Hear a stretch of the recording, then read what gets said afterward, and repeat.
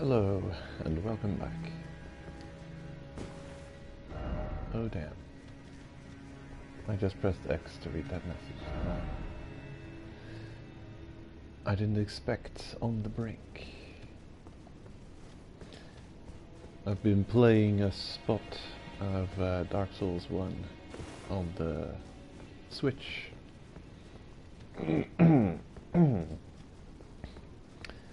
And it's interesting how quick you can make that switch back to pressing X to interact again with everything. So I'm at my farming spot. I've uploaded a video about it. Not that it's anything new that people didn't know about. But who knows? I mean, maybe it is. You never know. So I farmed 387,477 souls. During this farming I died properly once. I lost 100,000 souls from clumsiness. Just starting off really bad, pulling the soldiers into the corrupted multi-armed monsters and just being really clumsy about it. It's not a safe and mindless farm, really. Especially the start of it is a bit dangerous, considering I guess that's why I've got this twig still equipped. I had to recover my souls. Actually had died near the end of the farm and had hundreds of thousands of souls just lying around, and I figured, well, I'm not going to just go back and try and get them. I'm going to go to a merchant and buy some twigs. And the merchant at Rare Lucaria College just happened to still have some twigs, and I knew he had twigs because I saw it on Lobos's Let's Play that I've been following a little bit as well. I had put it down for a while. I'd procrastinated on it because it takes time to watch a playthrough. But he's gotten to episode 6 so far, or at least I've made it to his episode 6 of his Let's Play of this game, where he's come from Rare Lucaria. I think that's what it's called. Let's check this. Rare Lucaria, is that what you're called?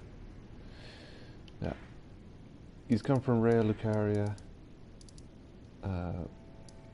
Head his way over to Caelid, dealt with Redmane Castle, and he's gone over to the slumbering Mistwood ruins, found Siofra Riverwell, got confused about this zone, wondering how he can get to the top side of it, and it's been interesting to watch him be silly and do silly things. It's funny watching other people's playthrough. You can easily nitpick and find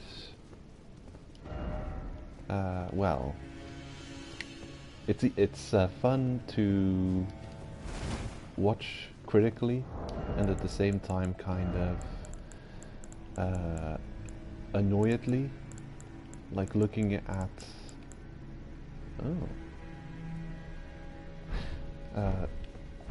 just looking at how they're dealing with things and certain obvious things that you know for sure. You'd almost yell at the screen and say, "Idiot! You gotta do this. You gotta. This is how it goes. That's how that goes." You know, it's frustrating to watch sometimes.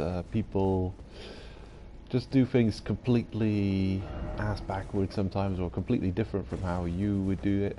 And yeah, I can kind of understand the urge to take the reins and steer this wandering horse on the right path, on the right direction. Because yeah, you know how it has to go, but they're still trying to figure stuff out. But it's been interesting. Like there's certain ways that Lobos goes about things that I wouldn't do.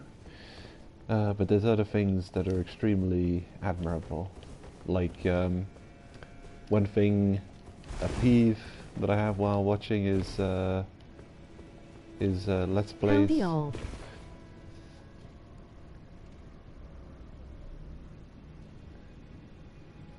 Peeve I have while watching is Let's Plays.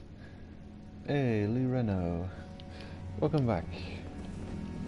Wow, how do you always know how to find me? Amazing.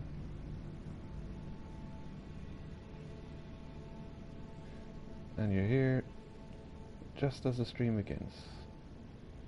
Cool. Anyway, where was I?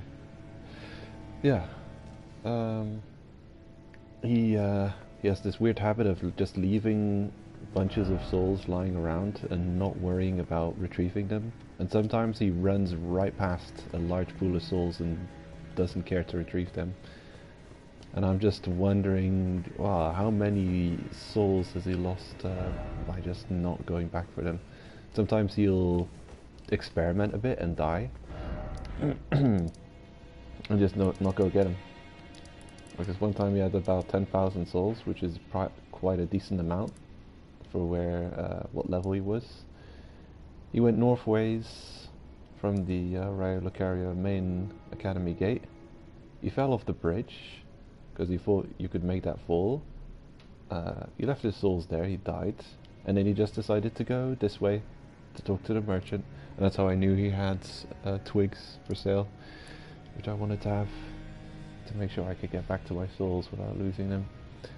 And he just left that reasonable pile of souls just lying there, and going to the merchant and completely not going to pick them back up. And I think he even had consumed a bunch of soulless souls to buy the stock of the merchant. And I'm thinking, you numbskull, you what did he? Bluntstone, yeah, you Bluntstone. What are you doing?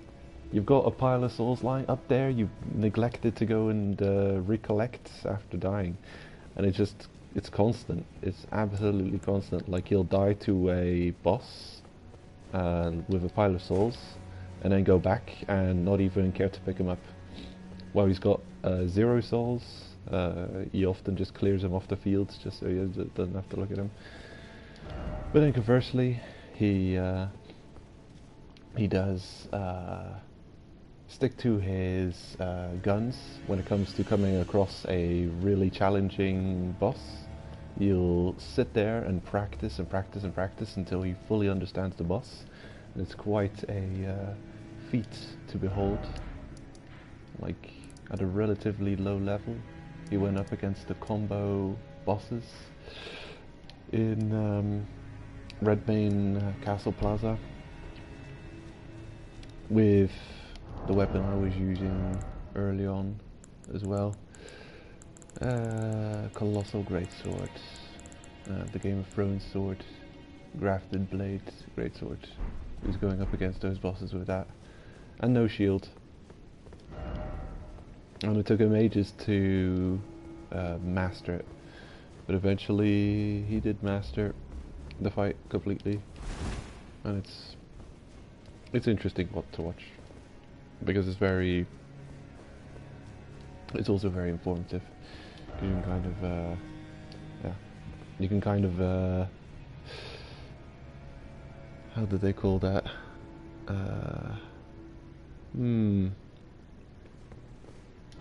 Vicariously gain muscle memory on a fight by watching Lobos do the fight over and over 100 times.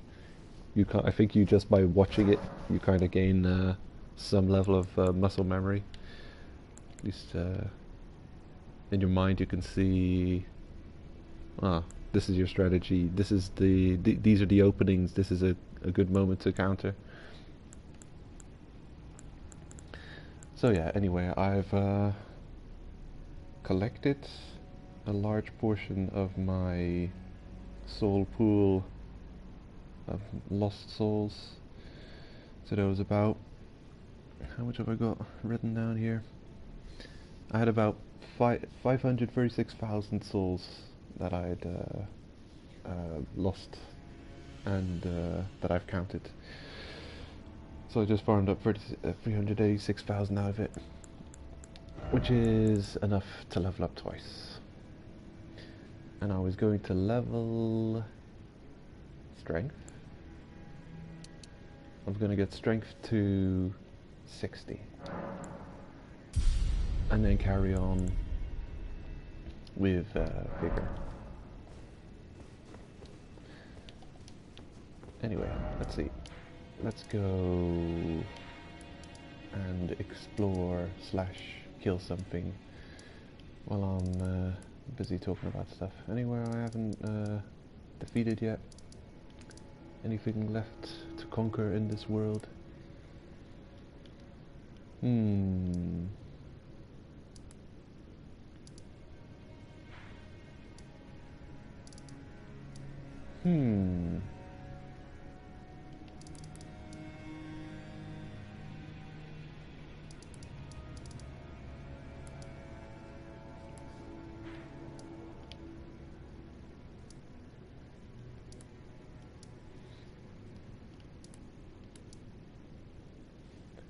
There's gotta be somewhere I haven't been yet.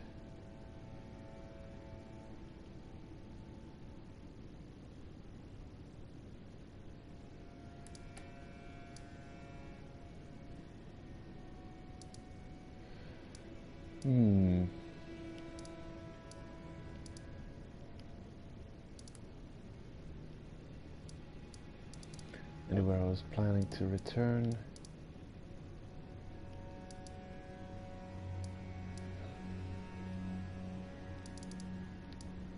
Well, damn. Anyway, I'll go to the castle and re-defeat it while I go over these things I wanted to talk about. Yes, let us re-defeat this castle. Oh, wait a minute. The Vortex Zone. I haven't finished that yet. Well.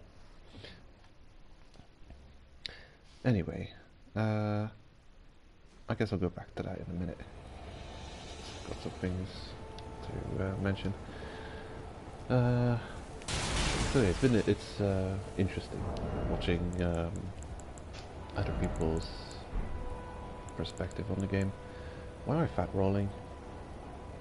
Medium load, huh? But with twig, heavy load somehow?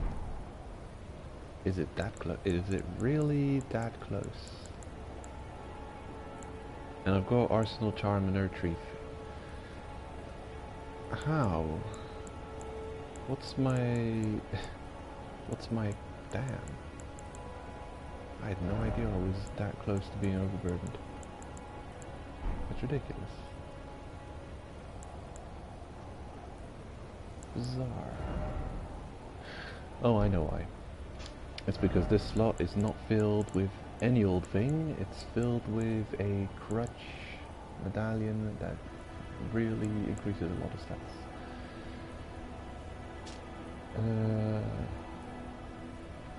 Strength, dexterity. Yeah.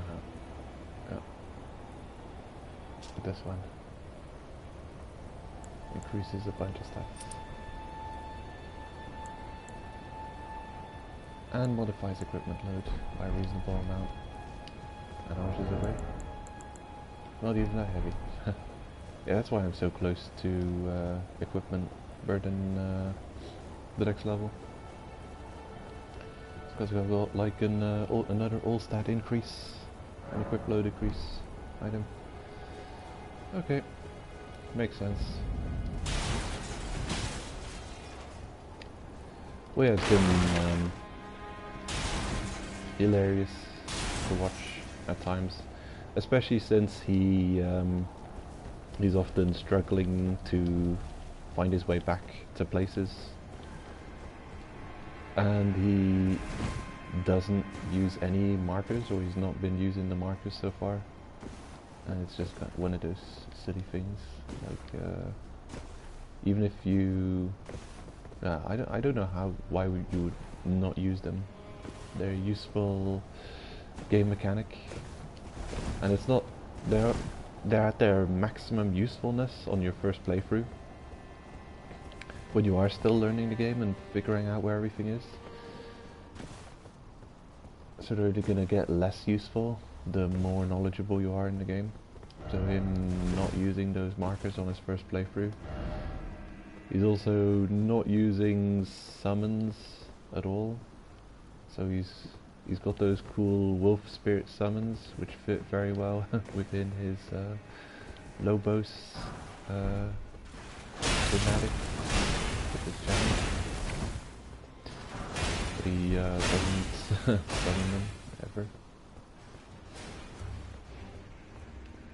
So it is interesting to watch him defeat everything completely solo without summons, but then again it would also be nice to see him experimenting and learning about the summons.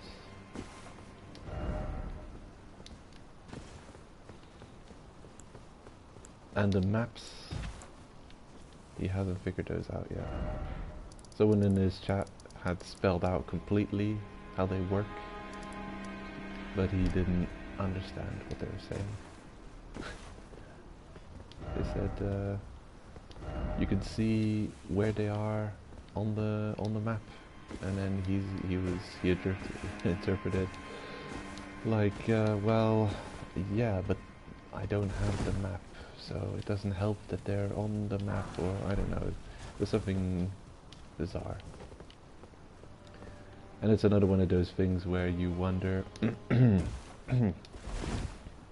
when you've got a lot of people in a chat in the game, which, you know, you still have a lot to learn about the game mechanics, whether or not he got spoiled. I think sometimes people do spoil him on things, and then he gets very salty, and he'll act like he doesn't know anything about it. He play completely stupid for as long as he can, possibly just to spite the people who spoiled him on a game mechanic. I'm speculating. I don't think, yeah, I don't think he would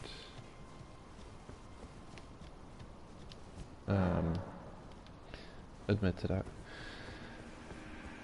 But yeah, it's interesting watching someone trying to progress through Raya Lucaria without having the Liurnia map yet, while watching them spend a bunch of time running around close by the Liurnia map obelisk that you can see with a unobtained map. Clearly on the unobtained map you can see there's one item that sticks out, the obelisk where you find the map of the location. So yeah, it's just one of those weird things that seems, I don't know, I'd be surprised if he hadn't figured it out. Maybe he hasn't, maybe he has, and he's just trolling people by, you know, not admitting to knowing and not just going to pick up the map. But he's also gone through everywhere, including the rafters of Raya Lucaria, and he hasn't found the way to the main boss. So I guess he didn't look around properly, and he didn't see those multiple side paths that he's supposed to get. Well, in any case, it is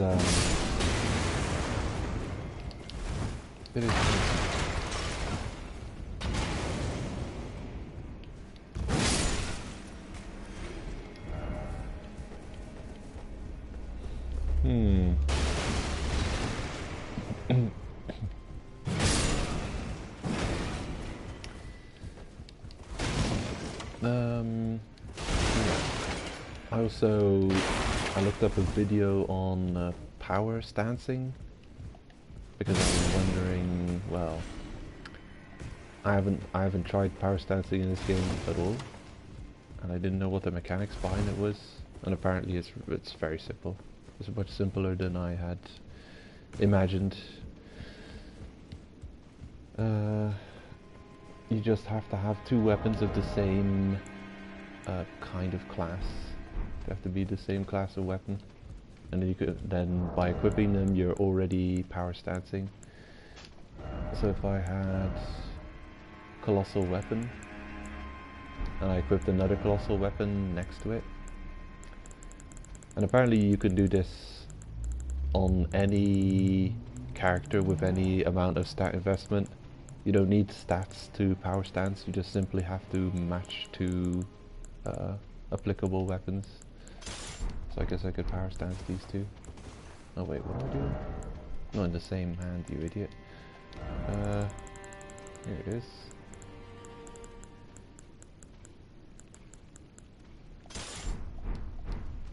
Right, so I'm already power stancing supposedly. There we go. And L1 is using both weapons.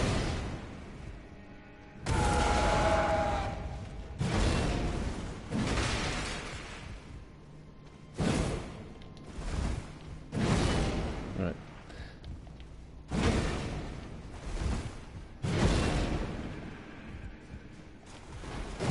So they simply you simply have to equip the same class in the left and right hand. And then here I could, for instance, have two... What else could I equip? Greatsword. I'll try that out. Ordovis Greatsword. Oh wait a minute, I know a good one. Sword of Milos. And... Blasphemous Blade. There.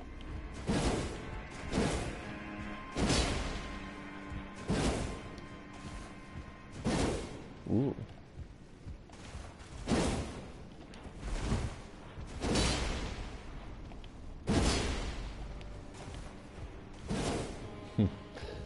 The backstep power stance attack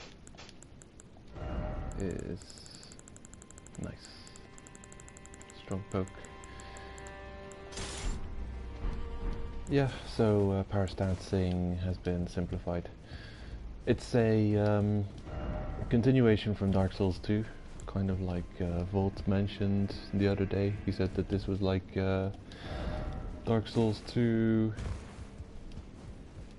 yeah, a sequel to Dark Souls 2. I don't know. Here and there you see just bits and pieces of everything, but I guess the power stance is something brought over from Dark Souls 2 style. But in Dark Souls 2 the mechanics where you had to have 1.5 times the required amount of stat investment on both the weapons equipped to actually get power stats. So they had to have seriously more than enough you know, attributes to wield the weapons. Like if you had two weapons with 10 strength requirement, then you'd have to have 15 strength to be able to power stance these weapons. And you long pressed the triangle button. So you held the triangle button, and then you'd see a change in your character. Usually he would like lift up one sword a bit higher, and then he'd lower the other sword a bit lower, and then, I mean, you saw a noticeable change in stance when you moved to power stance. There's a power stance in Dark Souls 2. Something I pretty much never did. I don't think I ever did a power stance run, like ever, in any Souls game. I didn't even use the paired weapons in Dark Souls 3. Like there were a couple of cool paired weapons, but I never really did a run with any of those. Something I've got to do at some point, I guess. But in any case, I have been playing a bit of Dark Souls 1 on Switch, and it's fun. It stays fun.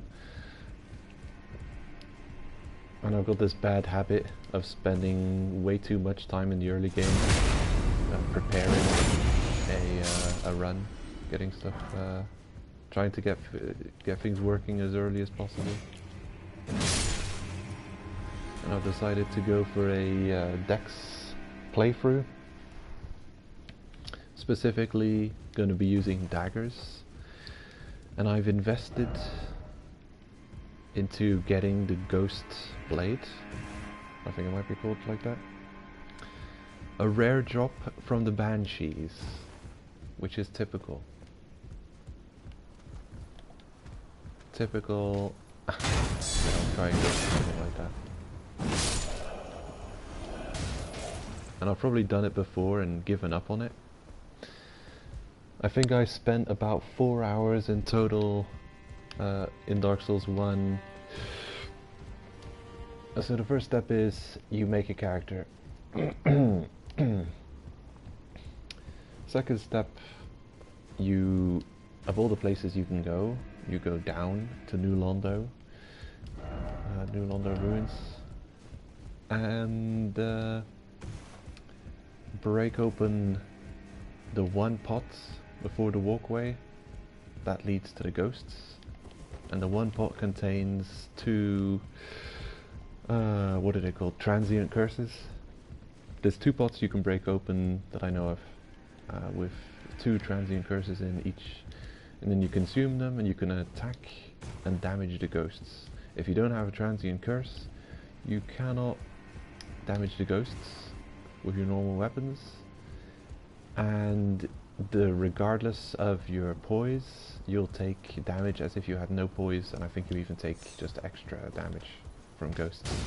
And you can go for your shield, which is devastating because they've got ridiculous attacks. Yeah, they've got those stretchy arm attacks. And if they all do them at the same time, you're just gonna get melted. And Dark Souls 2, I don't know, what am I saying? Dark Souls 1 seems much less forgiving when it comes to taking hits with your shield. It's very, yeah, the pace of the game is much slower than the later Souls games, but it's also more deliberate. Like if you choose to block an attack, it's really going to do something to your stamina. You might lose half of it. You can't just stand around and block everything, really. Very deliberate choice to block something. So yeah, you farm the ghosts, and then at some point you'll be wondering, am I actually getting more transient curses than I'm using to kill these ghosts? And the answer is probably not.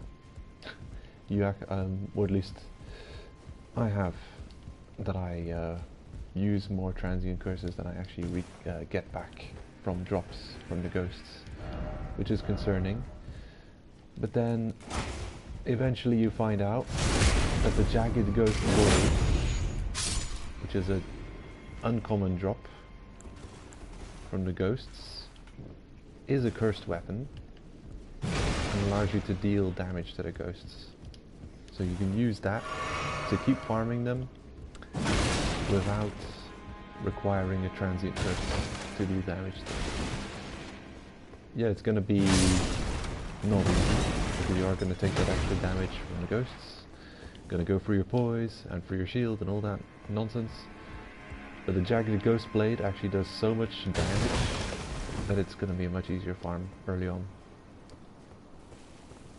It's a weapon that requires only 7 strength to wield and does 155 damage, just like that, without being upgraded. While most weapons you'll find will do, dagger will do like 50 damage, A lot of swords will do high in the 70s, some will do 80 something, and with bonus from stats you might get an extra 10-ish damage out of that. So that'll be 80 to 90 damage you'll be dealing. So the Ghost Blade, Jagged Ghost Blade, looks like a dagger. It's a curved sword. Will free shot.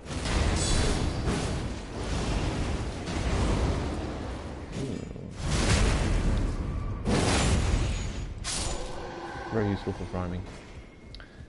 And the ghost you want to be killing to get the very rare, you find a Jagged Ghost Blade on the ghosts. That's not the rare thing. It's the Ghost Blade, the dagger that drops from the ghosts. That is the rare thing. And after you get the Jagged Ghost Blade, while trying to farm for the Ghost Blade, at some point you realize, wow, is it really all worth it? This Ghost Blade I'm eventually gonna get is probably much worse than just using the Jagged Ghost Blade. But yeah, I decided to do a dagger run, so I am farming. I'm invested to get the Ghost Blade from that one enemy who drops it, the screaming ghost in the corner. But after farming for possibly 5 hours, and you can't teleport around in Dark Souls 1, so after you get the kill, you suicide back to the bonfire. Can't homeward bone, it's early game. You don't have access to an infinite supply of homeward bones. So yeah, go down through the elevator, send it back up, get the kill, suicide, and you get back from the bonfire and do it all over again. And of course, you don't have access to much item find. So what I did was I used like 2 or 3 humanities to increase my item find a reasonable amount. It's still not enough though. So I'm probably going to sequence break my way into Orlando and get the Gold Serpent Ring and increase my item find to definitely have a good chance of getting the Ghost Blade, possibly. I might completely give up on the run eventually if I don't get the blade. It's happened before,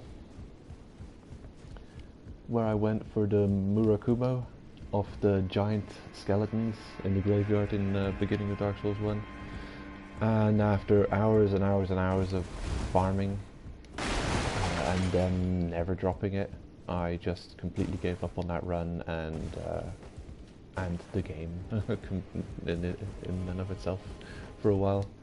So yeah, that was a playthrough I felt like doing. Murakumo early on, I was really looking forward to it. It never dropped, and yeah, I just gave up on the playthrough. I just didn't feel like playing the game anymore after farming that for hours and hours and never getting it. It was too good. So yeah, now going for another thing, super rare.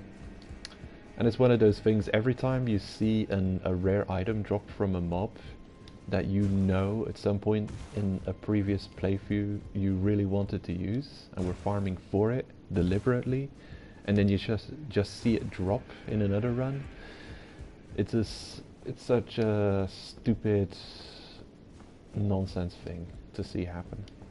Because you're just thinking, damn you game, I kill it once this time and you give me this item. Well, I've been here hours and hours and hours farming, needing this item for a run, and it never dropping.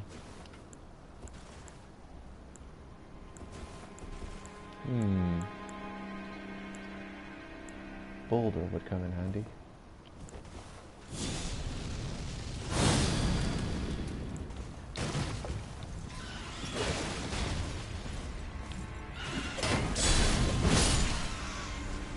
So here's hoping I can actually get from the start of Dark Souls 1 all the way to the Gold Serpent Ring in Sen's Fortress without killing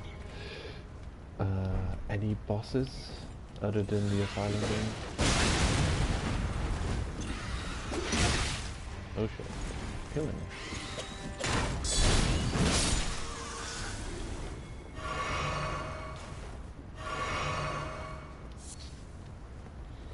Yeah, I know a skip to Capra and then backtrack to before Taurus, head over to Andre, the parry Sen's skip to glitch your way through the gate of Sen's Fortress, and then from there the path is simple.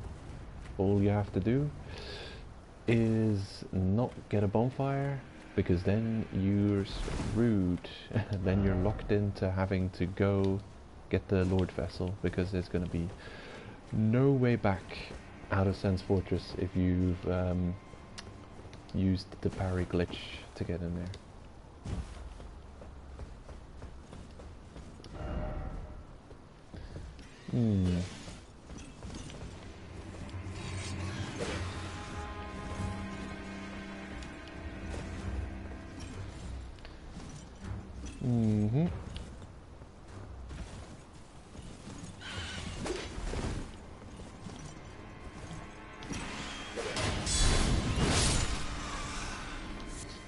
So yeah, the last couple of days I've been either too busy or too tired to stream when I usually stream. So there's that. So I've been playing Switch Dark Souls 1 and simultaneously watching Lobo's Let's Play Elden Ring, which has been interesting to see. I can't believe he didn't find his way in Raya Lucaria. He must have been running with blinders on at that moment. How did he not see?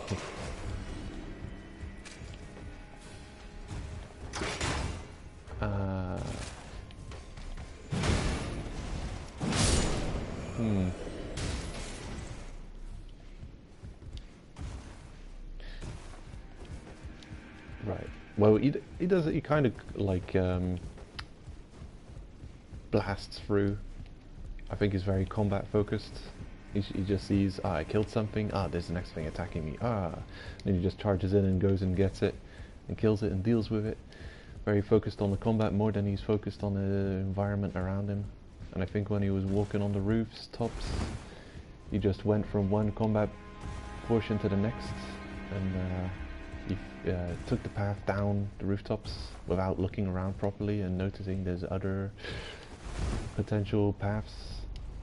And in the open room with the crabs and the Iron Maiden, he completely didn't realize that you can go to the side walkway. And I guess if you don't realize you can walk on the buttresses to get to the side with the rolling boulders, if you didn't see that, then, well, yeah, it's possible that you're not gonna get to that boss.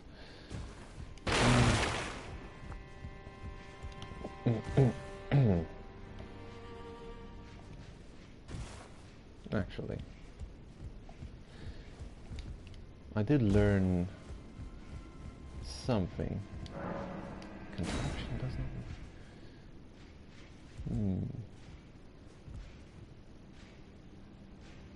Curious. Come to think of it, this is a secret I never figured out, isn't it? This elevator and how to get it over here.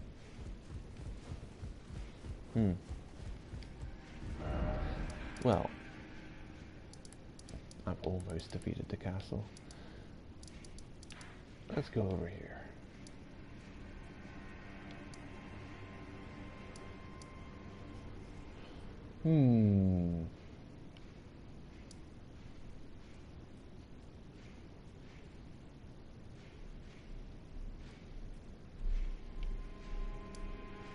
I think there.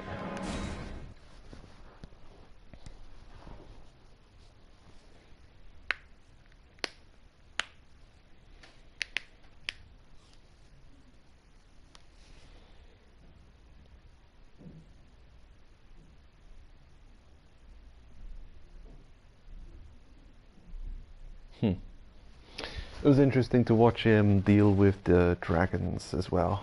I saw him deal with the rot dragon, and he very soon made the same complaint that I made, like, look at this terrain, where do they want you to fight this damn thing, you know? And interesting to see his strategy to deal with the dragon's swooping attack.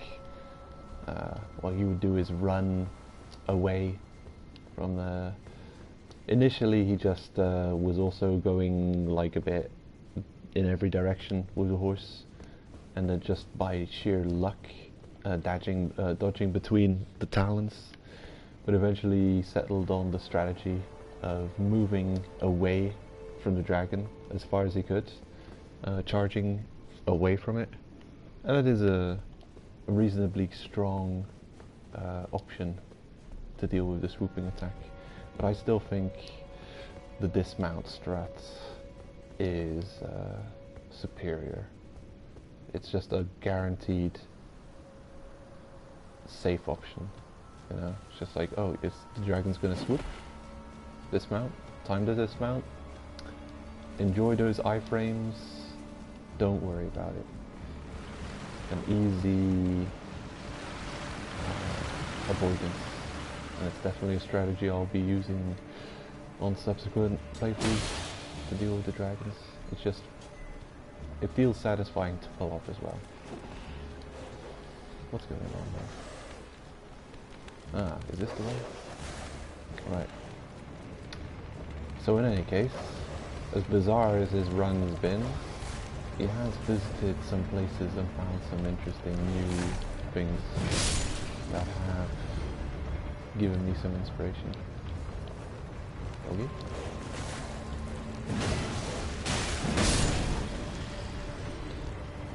I'm not expecting to find much spoilers, but then this game is so massive that even if you watch a playthrough starting in the early game, someone will find something in the early game that you didn't find. And I'm going back now to a place that Lobos found that I have not been to yet.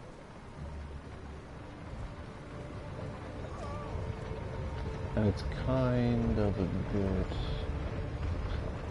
it's kind of a very useful thing to have. So I'm going to go and get it now.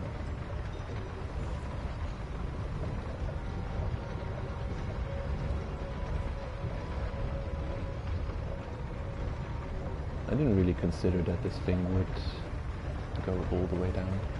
Whee! Here. Praise the jumping off. Right. I don't know what happens if you stay on. Maybe you survive the fall. There's solid ground beneath the elevator.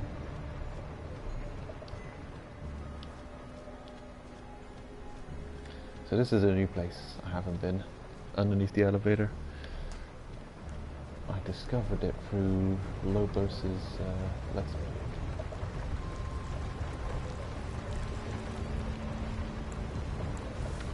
These things, let's see. Faith boosting, perfect. They're weak to electricity. More than any other element or damage type.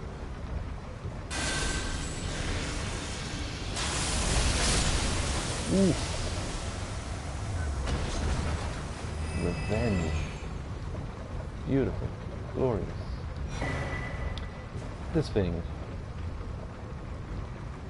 An amazing tool to have. Long-tail cat talisman.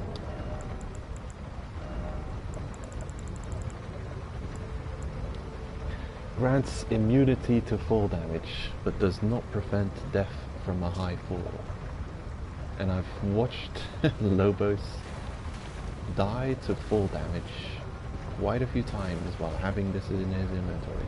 I've seen him standing on abysses, not knowing he's got this thing still in his inventory that he's recently picked up, and falling to his death, thinking, you Bluntstone, what are you doing?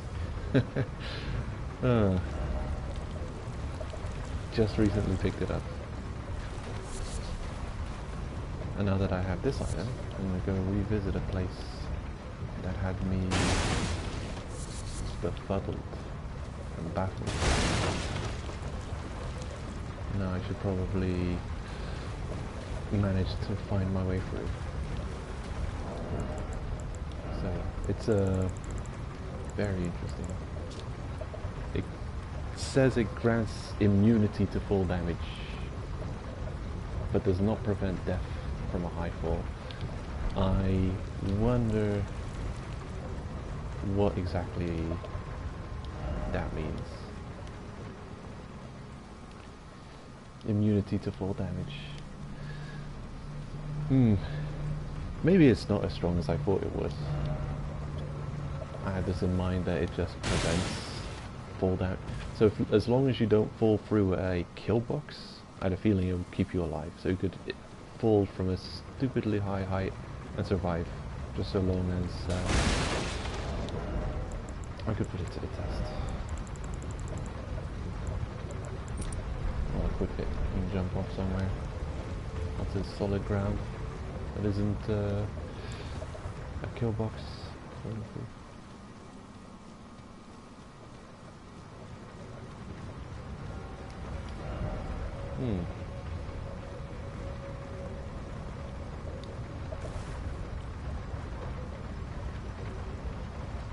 Who knows, maybe it isn't that strong. Oh.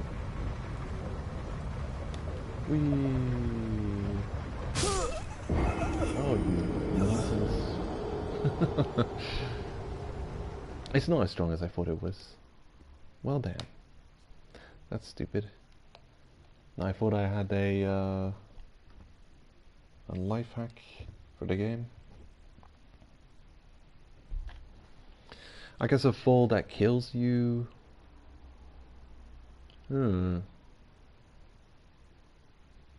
Okay. So it's actually trash. Good to know.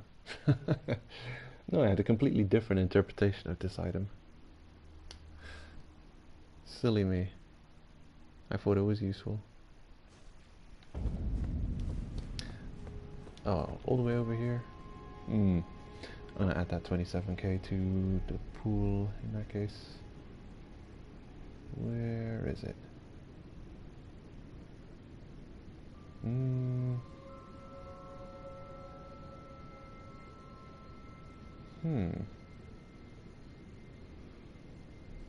Ah, here.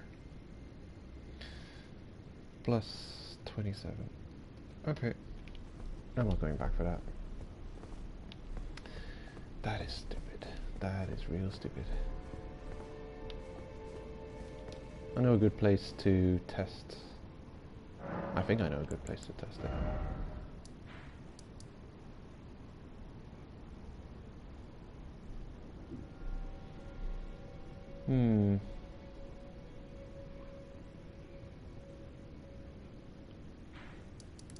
Maybe it's not a good place, but I'll go there anyway.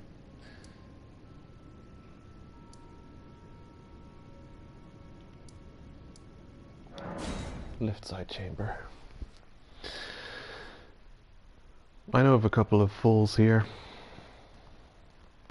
Wow, damn, if it really just prevents fall damage, because this game's weird with its fall damage, you can fall a decent amount of distance before even taking fall damage.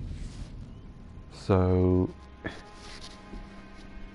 and then you start taking full damage, and then I guess you can fall for a small distance longer, and then that gives full damage, and any further than that you cannot fall.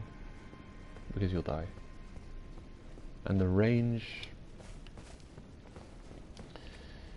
Here's a fall I know about that you can survive. This is a very reasonable distance, all the way down here. Boom. A decent chunk of fall damage. But the thing is, this is... I don't think you can fall much further than this without dying. It's essentially a useless item if it doesn't allow you to fall further distances. If all it does is prevent fall damage, who cares? Like, sure, okay, so you can fall 5 meters without taking fall damage. You can fall up to 10 meters, and within that 5 to 10 meters range you will take fall damage, but you won't die. Then you can fall beyond 10 meters and you will die.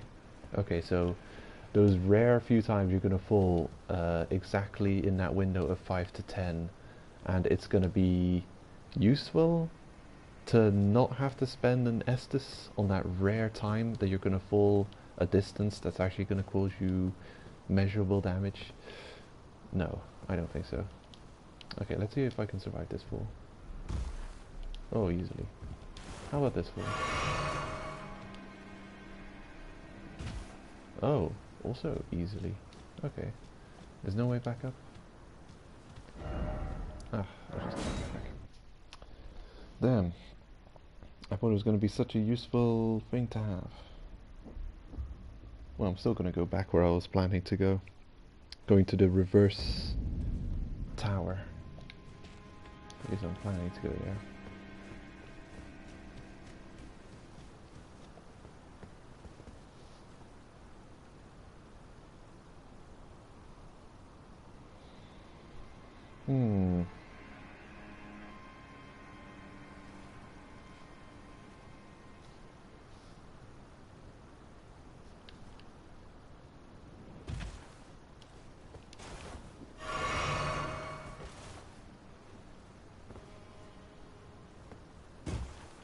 Okay. Right. So I can fall off that scaffolding and survive. Let's see what happens if I jump off here. Okay, that's death. It's only... it's a few meters higher than the scaffolding. Okay. I'm gonna jump off to the other direction and see if I get fall damage or if I die. And then I'll try... This is actually a perfect testing spot. It is actually good for fall damage. Specifically this broken buttress is a good spot to test out fall shenanigans. Okay, so now I'm going to jump to the right. See how about fall damage here. Okay, no, that's dead. Since the area is on a slope, jumping to the left takes me further down.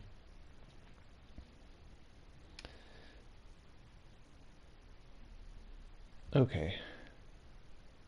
Now I think I'll try and survive the fall by standing right up against the wall and just rolling off instead of jumping off to see if it's survivable with fall damage distance.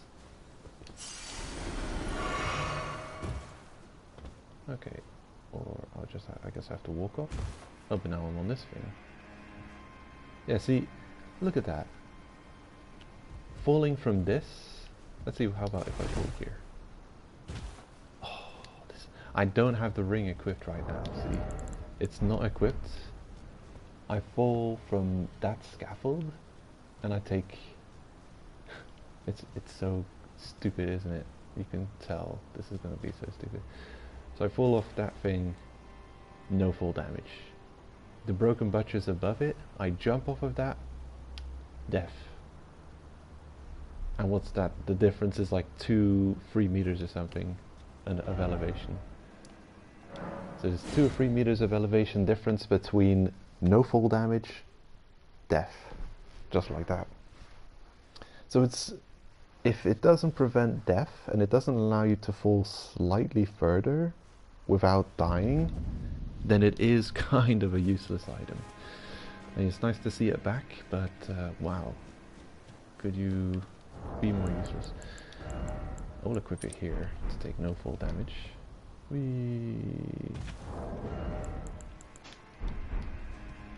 And now here we go. I'm back here. So we're about 3 or 4 meters above a location from which I take no fall damage. I'm just gonna step off. Okay, a decent chunk of fall damage. Half my health. I'm gonna walk halfway up the buttress and walk off in the same fashion and see how much fall damage I take.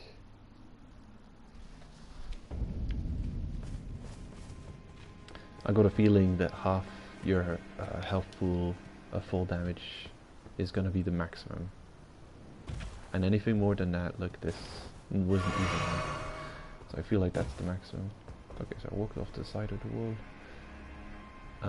All it does is save a bit of health, saves you only in specific cases, a bit of a scam, lol. I know, it feels like that, doesn't it? Oh, look at that. As I pull. Right.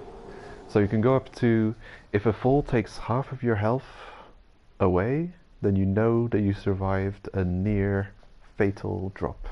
Because just a few centimeters higher, falling down, is fatal. So I'm going to equip the ring and fall from the same spot. And if my feeling and your theory is correct, then it is world's most useless item in the game. Okay, so here, about here, off we go. Oh, I even fell on a statue. Oh, disgusting. Ah, it's bad. It's really bad. And it's true that the range of which you take fall damage, but like you can fall for like 12 meters, no fall damage. If you fall 13 meters, full damage. 14 meters, full damage. 15 meters, death. So if you draw a line of how long you can fall without fall damage, it's a reasonably long line. Then the line you would draw attached to that, drawing even further down, where you actually take the range in which you take fall damage is going to be a tiny line, and then anything beyond that is death. So the rare moments that you're going to fall and actually take fall damage, oh, it's just the most immunity to fall damage, my ass. Nonsense item. Damn. Now that is bad and unfortunate. Such a pointless item. Stupid, stupid, stupid. You know how I thought it would work? And which would make it a good item? Is if any fall that wasn't just automatically counted as deadly, as in you fall through a kill box, you could survive. And yeah. I don't even think that would necessarily break the game, because yeah, like if it's an area you're allowed to go, you're allowed to stand on, well, you had to get above that area somehow, which is usually tougher than getting to the area itself. So how much would that really break the game to be able to fall down to anywhere? Here's another place that I completely haven't figured out how to get to. Have you got any idea how to get to this side, Lee? Because this place is a mystery to me. And the further we get to the complete end game, the more I'm going to be open to spoilers and tips and stuff. And once I've dealt with the last boss and I've seen everything, then I'm going to be completely open to all spoilers. I mean, for now... No. No, you don't know? Oh. It's a mystery. I've been to the other side and we'll have to check. We'll equip the game's most useful item just for this fall.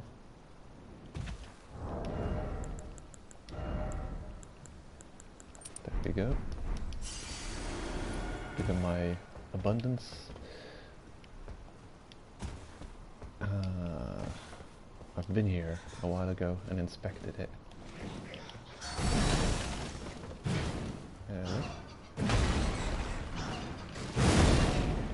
Cool, you pest.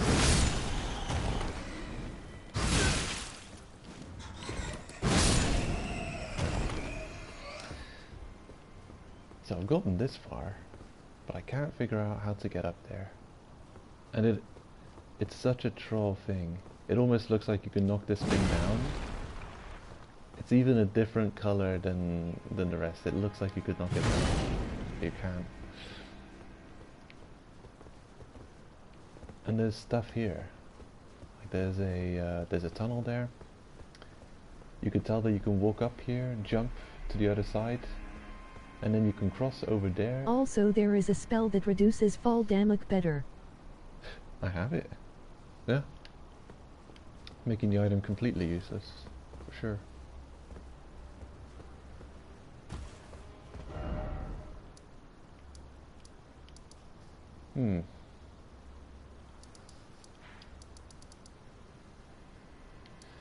It's a mystery.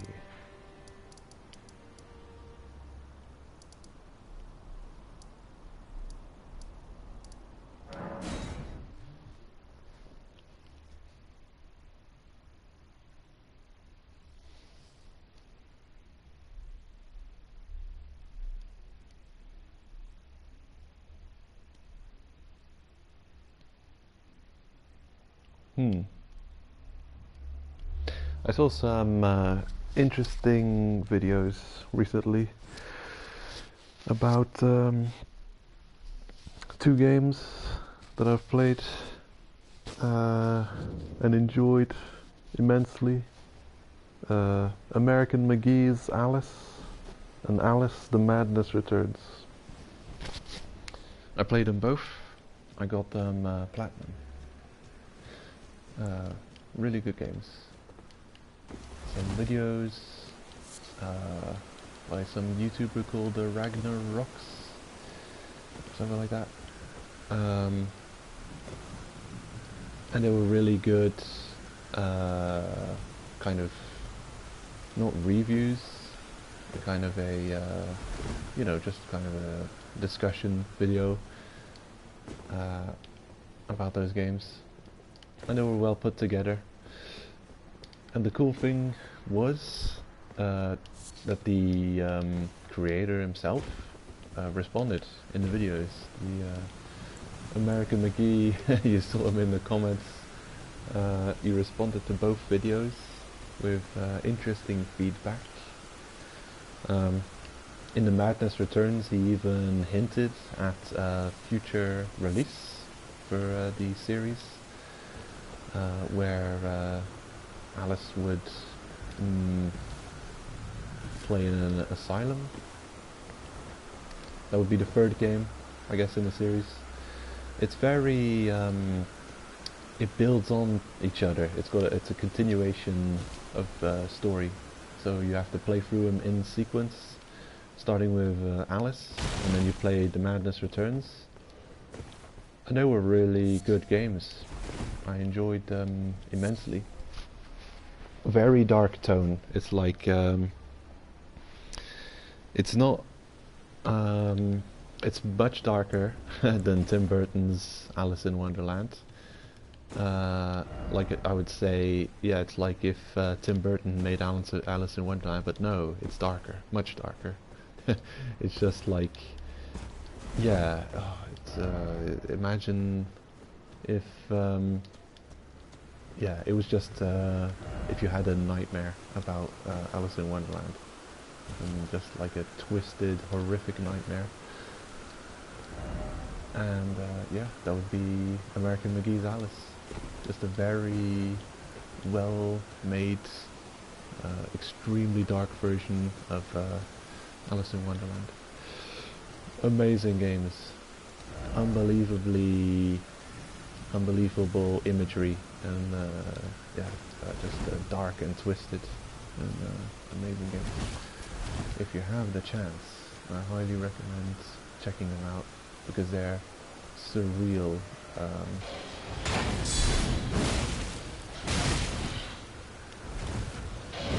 If you play them, I'll put a link to those videos in the description.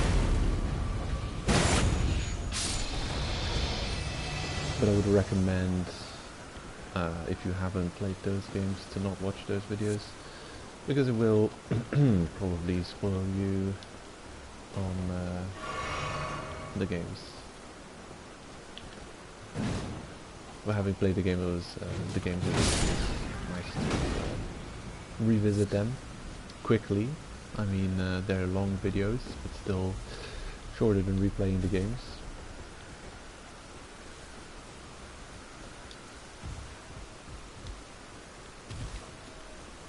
Okay, so we're heading to the reverse mountain. Reverse, what's that thing? Jenga? The tower. I didn't want to teleport to it, because then I would just be there. To approach it from a distance.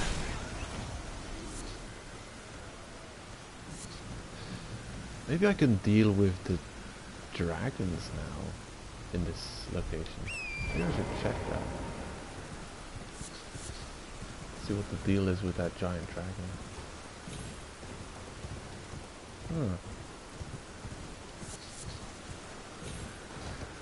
I'll write that down.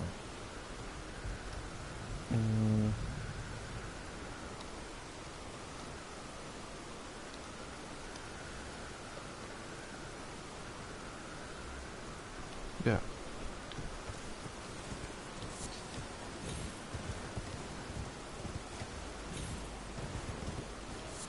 Okay.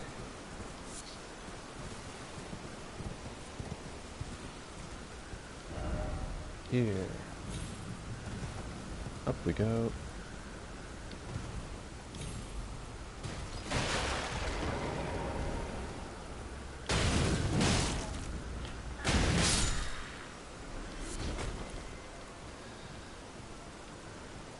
So, this is that tower that you climb on the outside.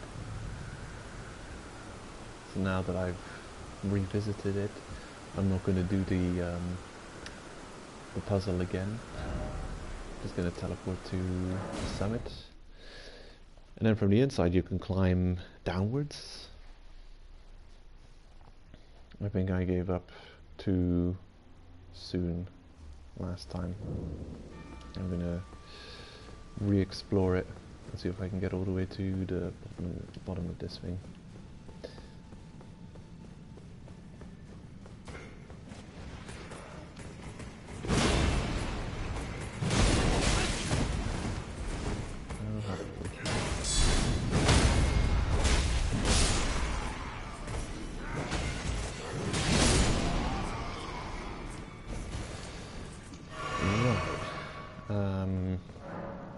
This is kind of clumsy. I'll go back and change allotment. I've got my farming allotment on, where I need a bit of cerulean flasks to recover.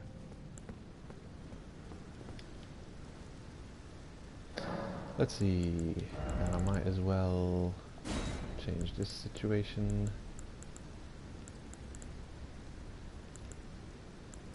Is it this one? No. There it is. Assassin's Approach. The full damage reduction.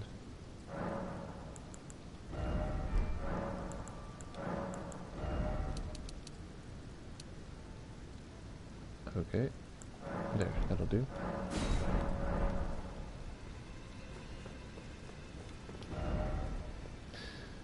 Yeah, wonderfully dark take on Alice in Wonderland. American McGee's Alice.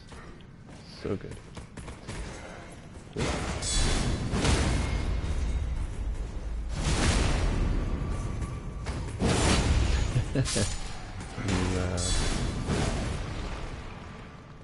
just bounce off of my brain.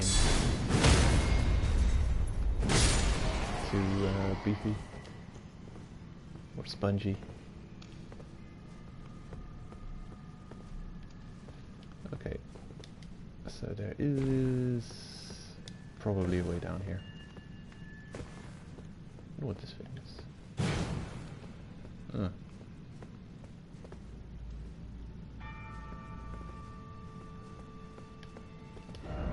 Behind.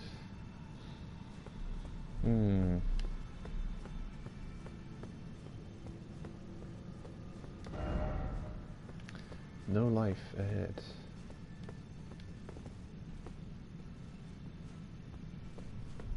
Okay, so that's probably death. I'll try it out though. You never know. Whee! Yep, that's a fall too long to make.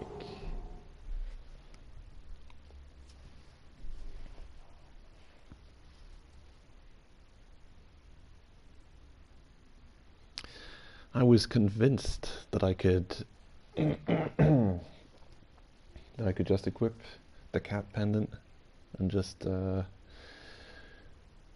cheese my way through this place, but now that I know that it's basically useless, I mean, who cares about taking fall damage? Are you crazy? People care about falling further. Who designed that amulet? What were they smoking? I don't think the thing's ever been used to negate fall damage. It's always been used to be able to fall further. How stupid. What? Who designed that thing? I don't think it's ever... I don't remember ever serving that function. In Demon Souls even I'd equip it to be able to fall further. In Dark Souls 2, infamously, you almost require it to get through the pits of Majula, you know? With a lot of health and low item load, you can actually fall into the pit of Majula and get your way to the gutters without the cat ring. Of course, if you, what does it cost? 12,500 or so souls in Dark Souls 2. If you don't mind coughing up so much souls early on for it, then you're guaranteed to make it to the gutters.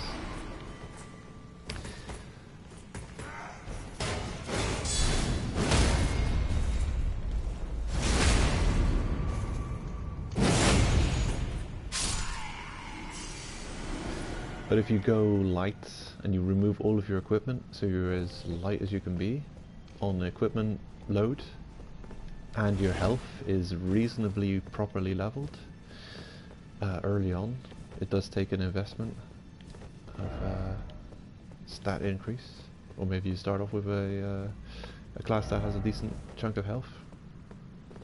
You could make it. You could make the long fall down with a smidgen of health left, and carry on from there.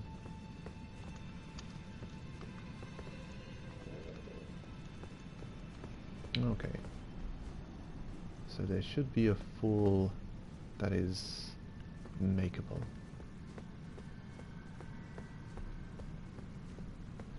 Curious. What does it say? Behind.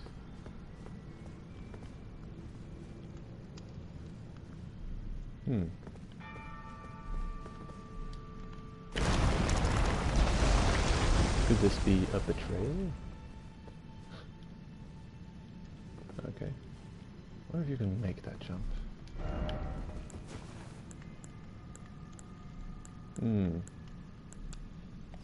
should probably paid attention when Lobos was playing through this part. I didn't really watch it properly.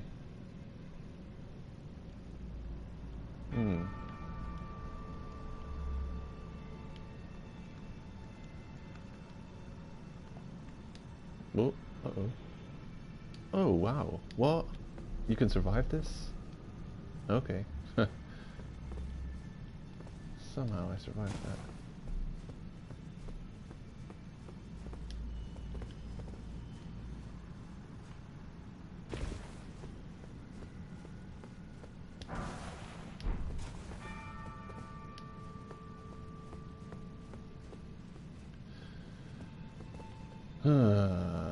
But where do I go from here? Ah, there. Probably there. That's it again. Whoop.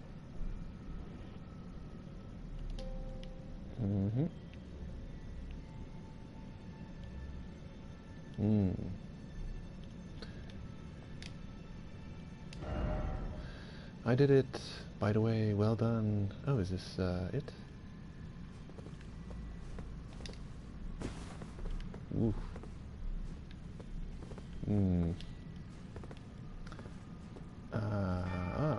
Okay. Whoop.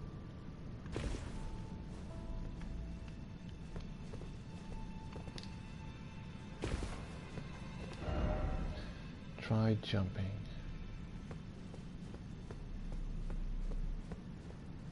It's a puzzle platformer.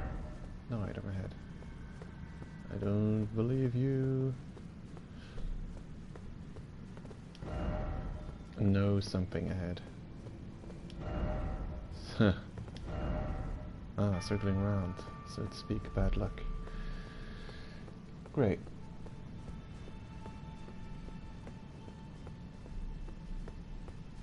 Now I'm satisfied. I know for certain that there is no item there.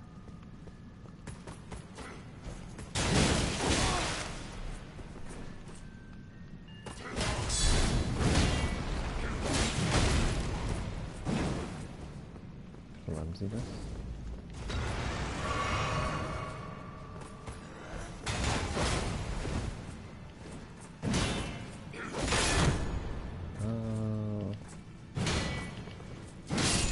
Good thing they don't do nothing with stance break.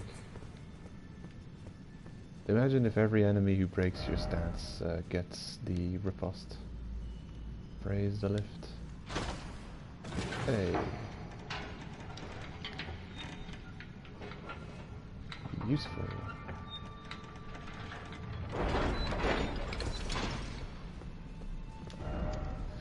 First off, ladder, so to speak, shortcut. Oh, right.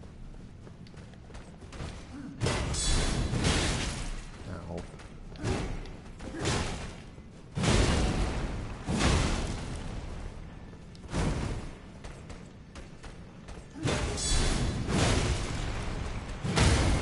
There we go.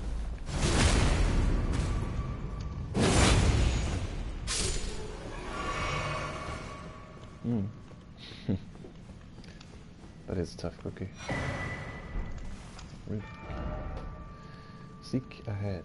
Oh yeah, last time I forgot. But I do have a new rune. It's not completely activated yet. But I have it. Mog's Great Rune, devoid of any benediction. The Great Rune of Shardbearer Mog. Yeah, right, I read that. Seek the Divine Tower of East Altus, which stands beyond the Great Bridge from Lanedell's eastern ward. I've probably been there. It could be this place. Or it could be this place. Divine Tower of East Altus. Isolated Divine Tower. Right. I'll get back to that in a minute, if I remember. But I'm not really... It's one of those things, like... I'm not that excited about the Great Runes. What use is it for me, an item that gives you a stat boost until death? There's none. There's no use of that. You know how often I die in this game? I'm dying more than I'm alive in this game. A reasonably rare item. 41. Seems like a lot. This is as much as I've found. I've barely used any. I think I've used 2 or so free to test, just to do some testing. I haven't really used them. So this is about as much as you get. 40 something. Yeah.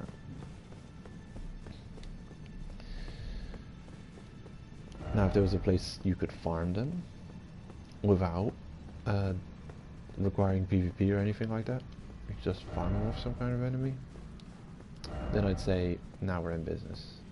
If it's not farmable, if it's not infinitely available somewhere, then no, we're not in business. The item has to be infinitely replenishable for me to even consider using it. Because yeah, 40 seems like a lot, but just die a couple of times against a really tough boss and use it over and over again, and yeah, you'll see how quick you get through a stack of just 40 items. That's nothing. Easily takes you way more than 40 attempts to deal with Michaela. I think that's what she's called. The boss that heals when she hits you. It says go this way. Really? It's a troll. It has to be. There's got to be nothing down there. Death. Yeah, that doesn't look right. Think carefully.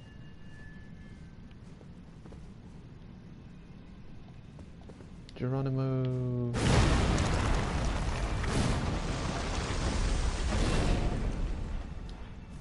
What? No. What? What just happened?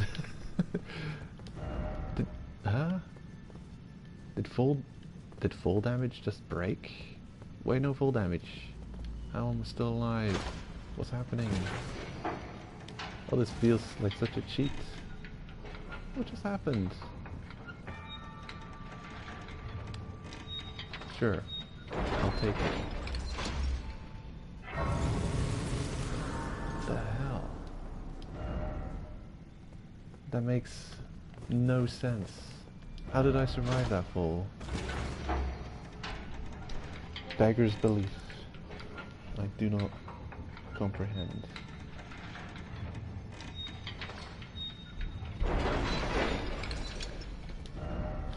Bizarre. How?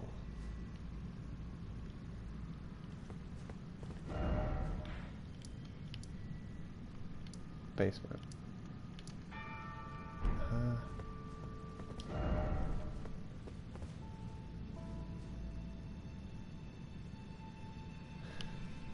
Saved by the rock at a sifted moment, LOL.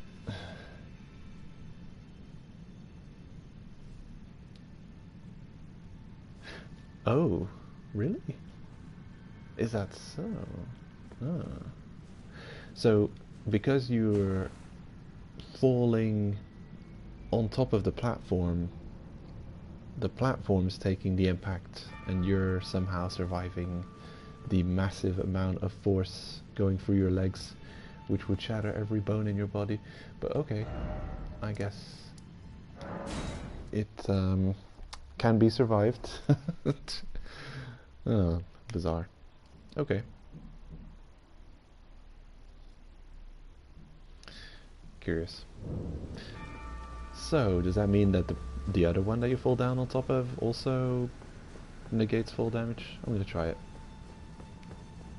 It's crazy. Unbelievable. Don't be there. Ooh. Follow me.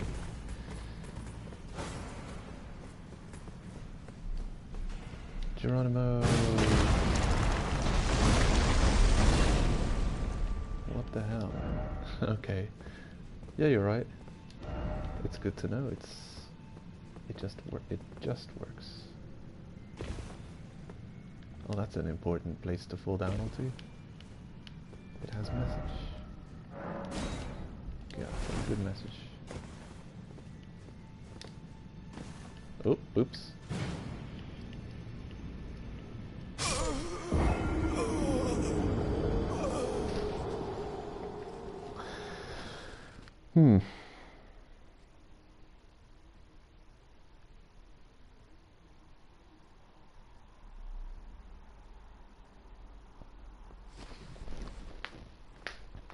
Well, I don't think there's anything else to pick up really on the descent.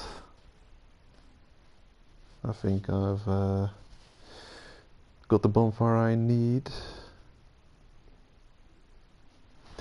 I saw Lobos go up against the next boss, so I know what he is. That one, he did not persevere against. He gave up against it. But then, he's only defeated, I think Lobos, at the point I'm at, 6 out of 22 in his first playthrough. He's at about between 20 and 30 hours, and he's defeated one demigod, so to speak. He hasn't found Renala yet. He was blind when he went through Rhea Lucaria, so he didn't find her. He didn't see her. Where's this boss? I don't see no boss. Oh. So he is relatively early game, and doing this stuff. You're probably not meant to come here so early on.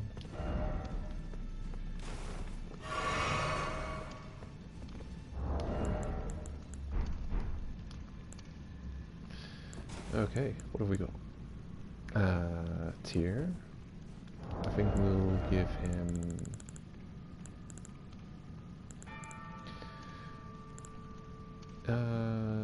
this one? I'm gonna give him the Blasphemous Blade, for the heck of it. Oh, that's overburdened. Not good.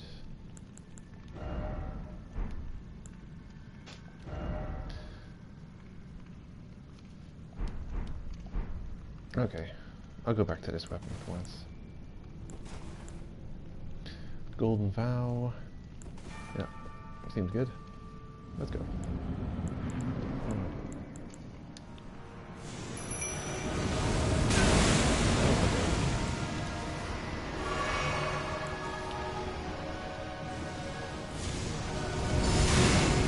He refuses to stay long enough to get back.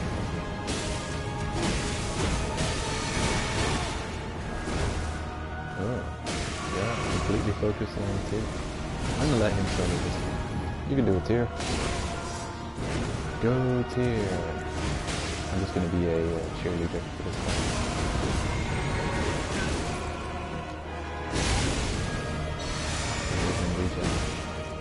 Come on, Tyr, you can do it.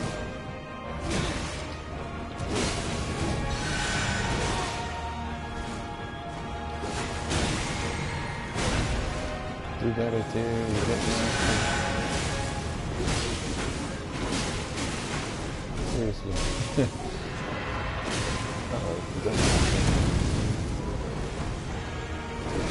Oh, weird. He's snaking around. Oh my god.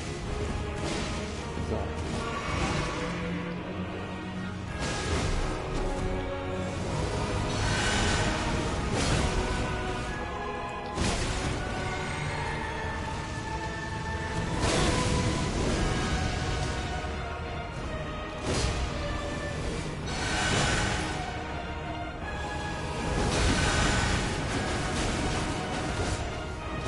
Base tanking, everything. Volunteer, go in, you can do it.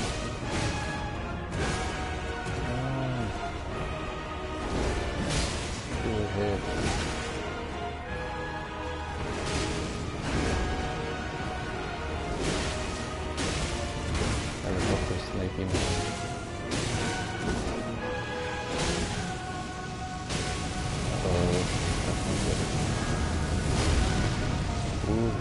Ooh, lingering damage. Come on, Tyr, one more hit. Oh no! Failed.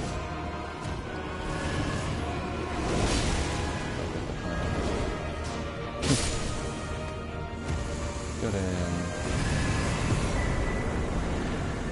Ooh. 94k. Wow. Amazing.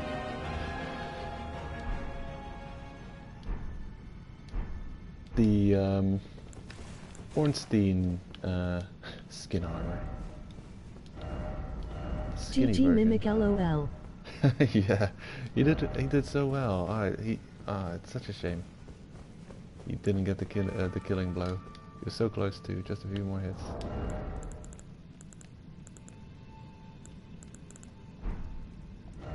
And now we've got a weird armor set.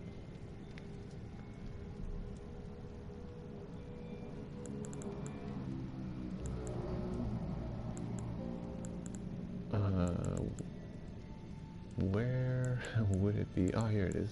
That makes sense. It's next to the chubby set. Ah, here it is. I'll check them both out.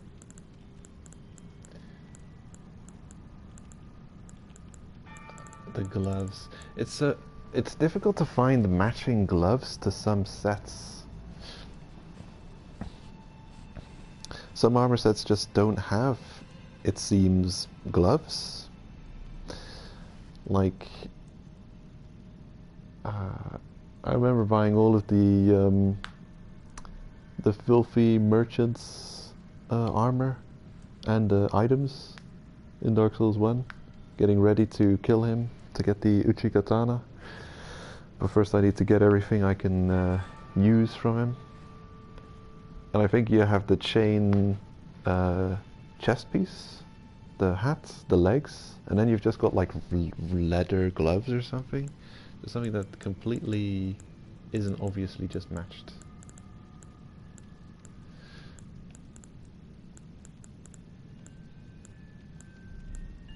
So, yeah. I don't know what their gloves look like. Maybe it's these? Ah, yeah, here they are. It does have matching gloves. Apostle and Noble. Noble, there we go. Godskin.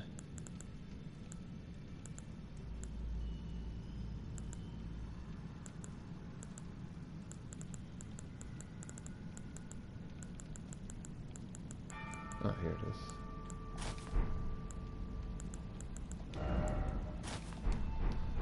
Okay, so first thing,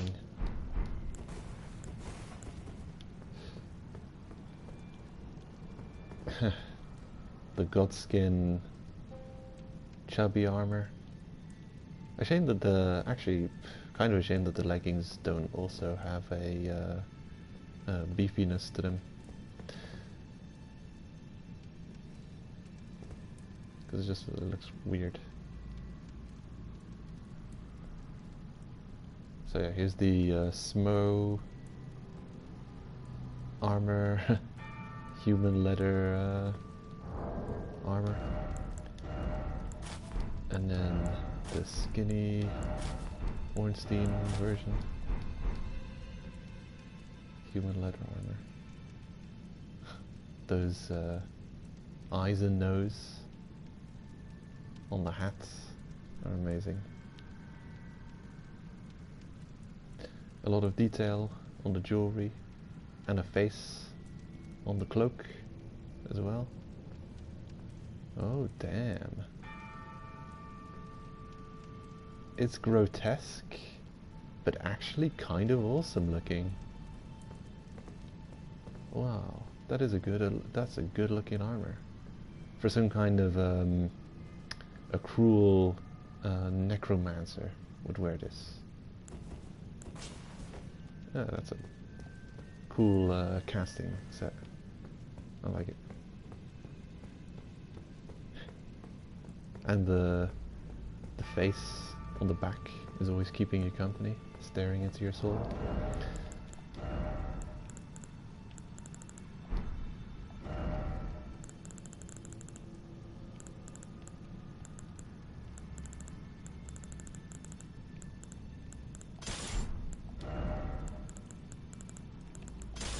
There we go.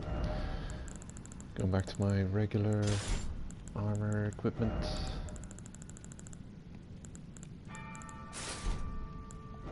Until I find something new that I like. But I kind of like the veteran's armor. There's a couple of enemies who wear the veteran's armor.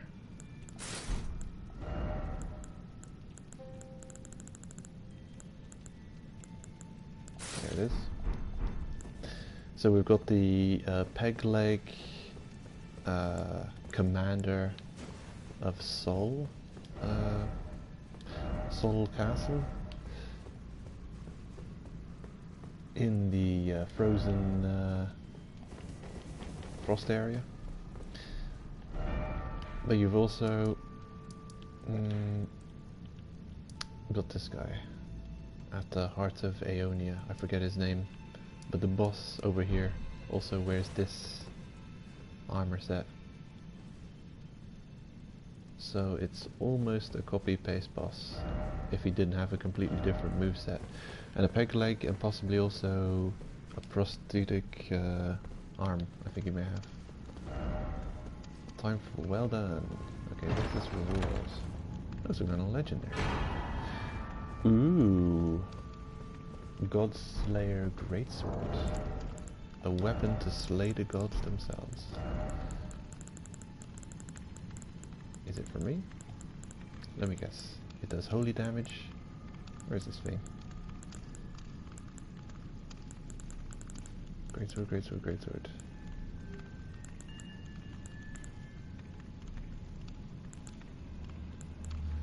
Oh man, I've got too much weapons. Way too much weapons.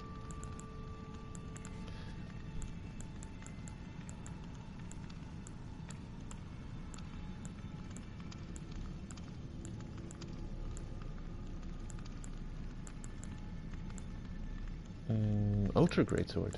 Okay, Colossal Sword. Ooh. Damn. Requires 22 dex. I'm glad it doesn't do holy damage. Fire damage this time. Oh. I've seen this on phantoms running around in the world.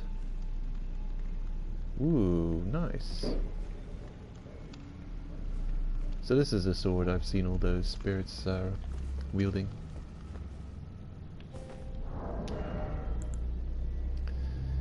The standard damage type.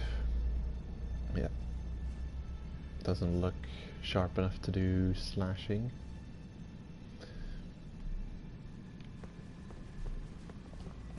The blade's almost blunt. Oh, weird. The way you attack with it almost looks like you're smacking people. Like it is kind of a blunt sword. Do I have something that can increase my dexterity? Oh, yeah, sure enough. And that gives me enough dexterity to wield it and test its special attack.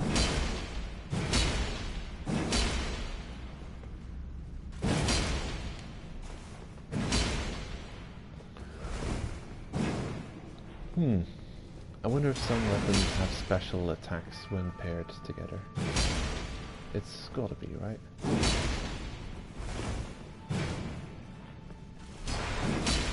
Ooh.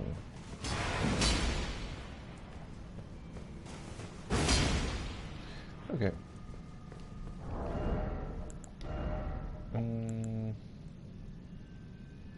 Ruins Greatsword. Requiring one more intelligence to wield.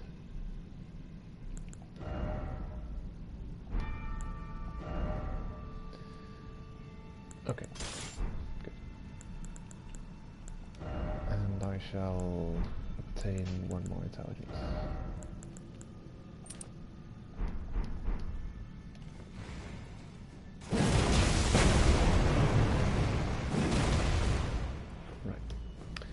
Where's that bonfire?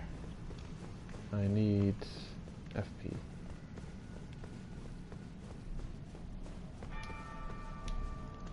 Yeah, it's probably a difficult boss if you take him on early. Did you see those moves? Man, I'm glad I wasn't on the receiving end of those crazy helicopter moves. And he had a lot of black flame attacks with lingering damage over time. Looked nasty. Good thing Tyr was tanking.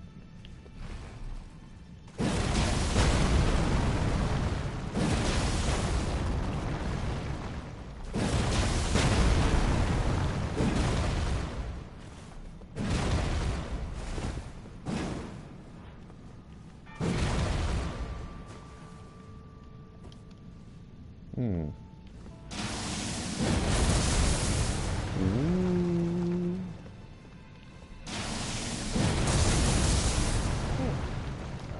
I've had this weapon for a while, but when I saw Lobos picking it up from that dual boss fight, what's this place called?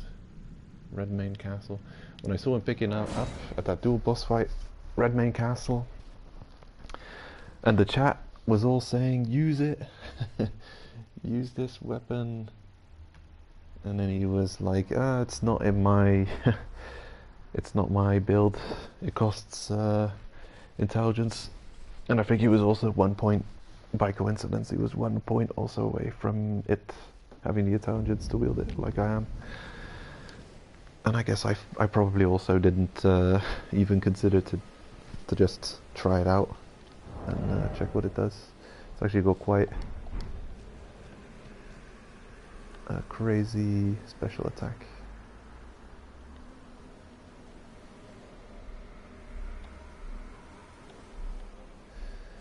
I think I didn't like the how not super colossal it looks for being a colossal weapon. Looks like half of it's missing, right? Like it's been chopped off.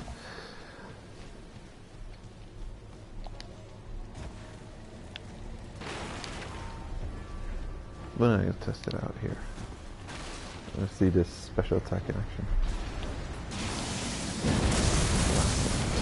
How far does this go?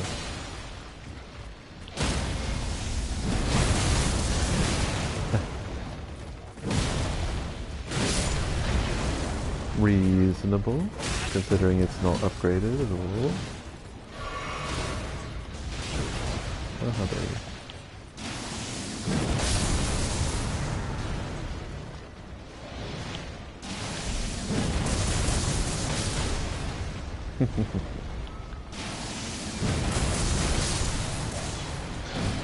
Oh.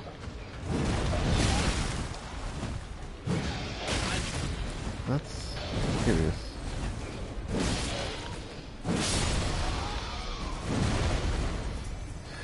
So I've got a fat roll, equipped with heavy loads, but if I'm knocked down and I roll away, I do a normal roll. I guess, yeah. Maybe that's not weird. One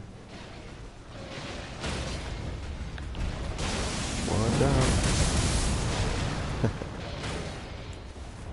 Okay, now let's try this one, special attack.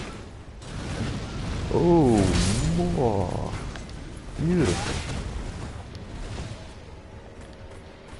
I mean, it's a shame that the weapon doesn't stay buffed with the black flame. It's pretty badass looking now.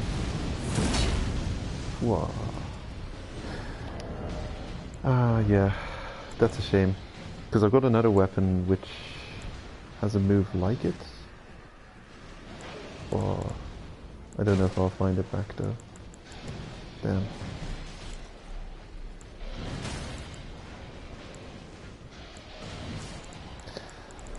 Oh no!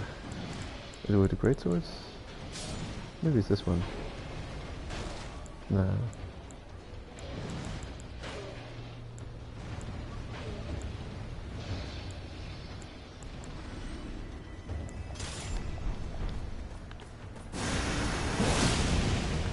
Oh, that's cool. cutting the air. Ah, gargoyle greatsword. Black blade. Corpse wax cutter. Oh! Hold your horses. This is actually it is a reasonably good place to test new stuff. There's a lot of combat going on here. A lot of things that need to die.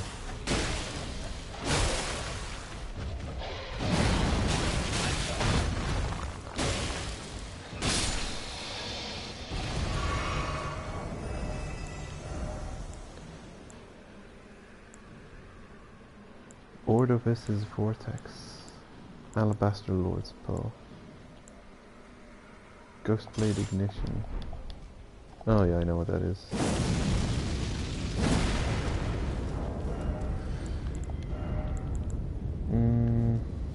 Ordovis's Vortex. Oh wow, that's... Oh, flashy. Very flashy.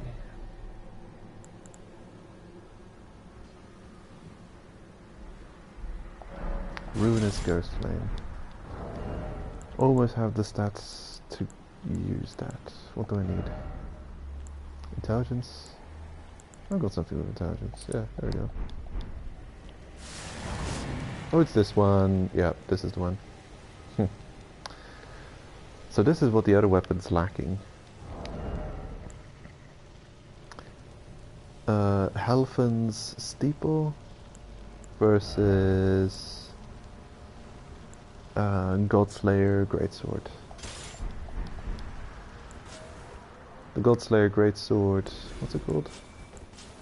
The Queen's Black Flame. Right. So this thing looks awesome. It is really a shame that the weapon doesn't stay buffed for a short amount of time after you use that ability, like this one does. So this one, upon activation, you're also doing an attack. Where is everyone? Anyone left? Oh, there he is.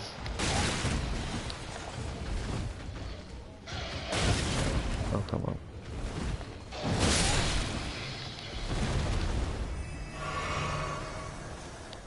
Not exactly the enemy I want to fight, however.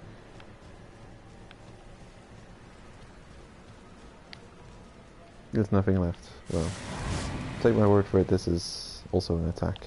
This activation. And then it stays on the, I'm guessing, Black Flame effect. Oh. So it's a split magic physical weapon, bizarrely.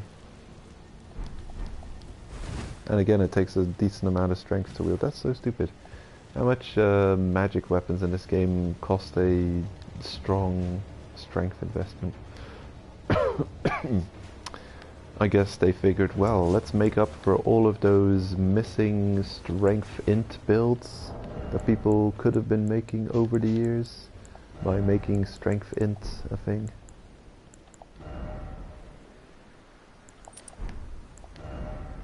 And now people can finally enjoy the strength int playstyle. I guess in the long run, it's the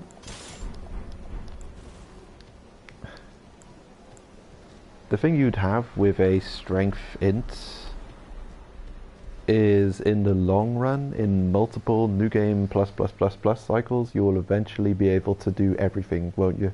You'll be able to cast every magic spell and equip many strong weapons.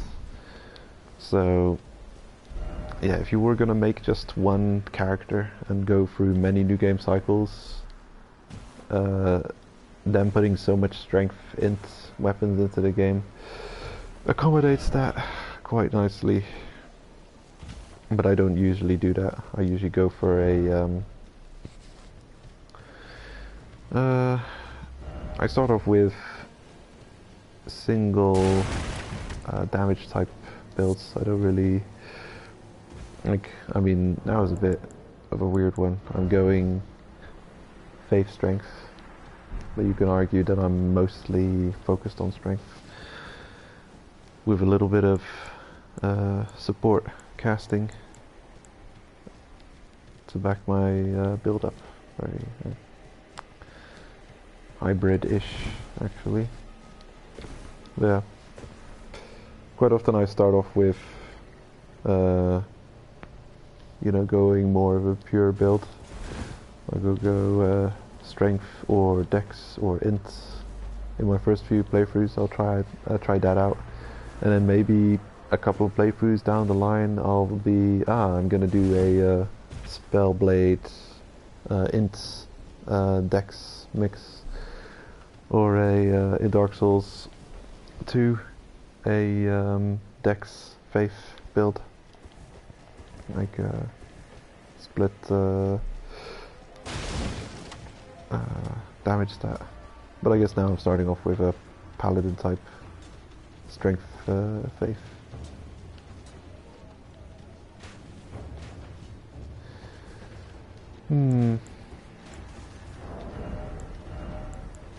Let's see.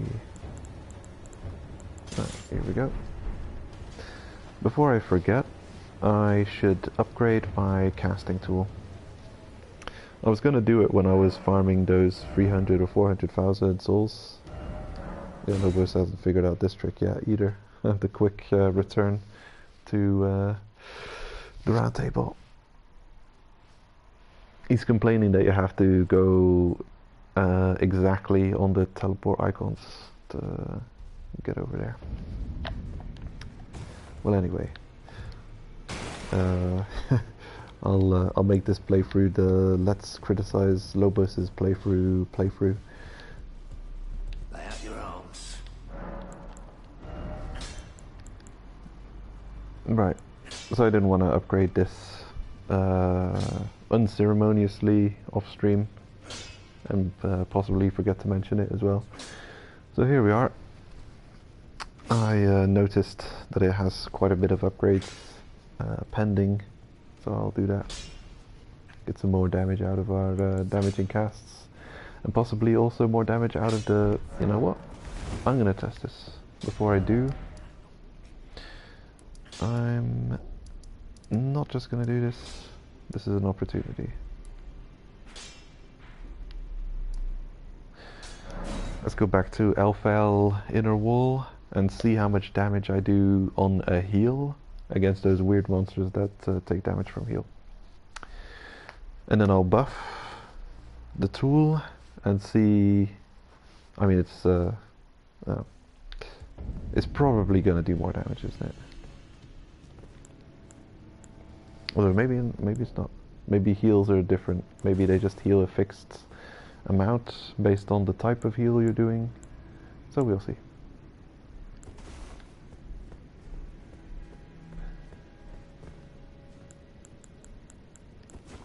I'm going to start this off slightly different than I usually do when farming.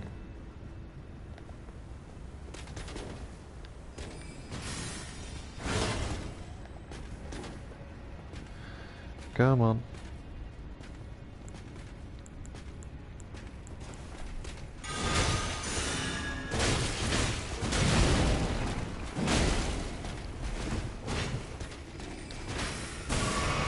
Oh my god, you almost got me.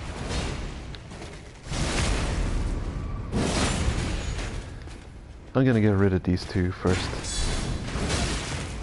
Oh shit. The archer nailed me.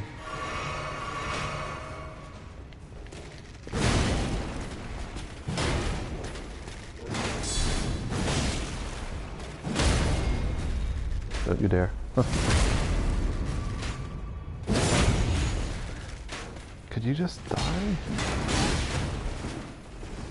What a pain. Having to deal with them without Tyr backing me up is annoying. Maybe I should summon him. Oh, how dare you. Ooh, extra bonus souls on this one.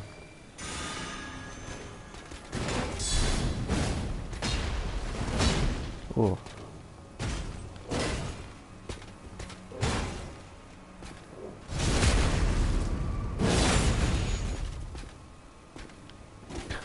I'm pressing buttons, but nothing's happening. Okay, perfect.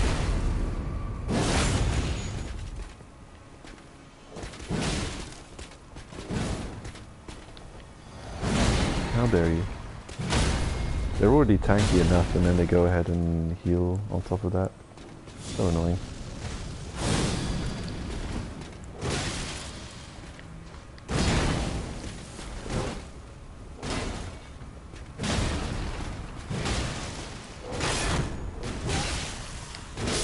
Oh my god. Such a long stun, I couldn't dodge out of it. Oh, I hate that.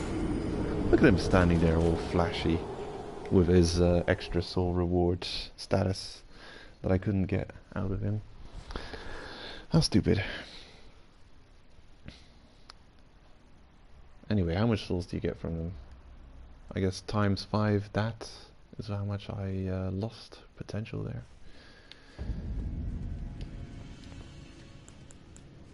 I'm gonna summon these guys. Leyndell soldiers. And you get Golden Vow. Where are they? Oh, here they are. And there you go.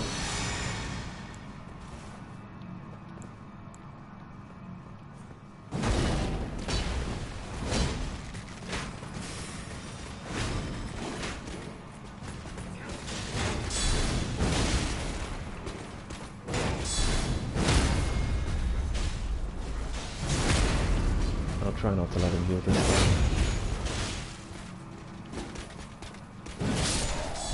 There we go. So easy. Okay, how much souls do you really want?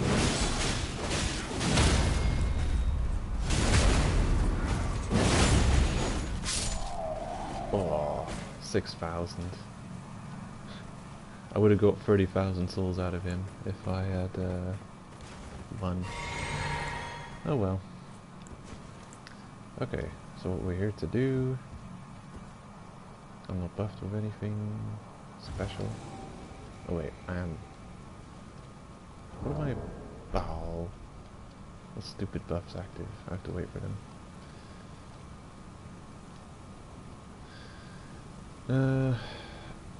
I want the... yeah, I think it dropped off. Golden Vow has to drop off. Okay, Lord's Heal. How much do you do?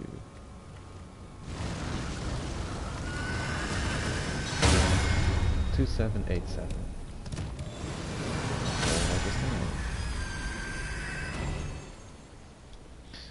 Two 787.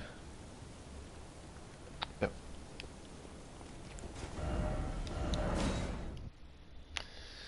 Then I'll go upgrade the casting tool and see how much damage happens after that. Probably more. But then again, why presume when it's so easy to test?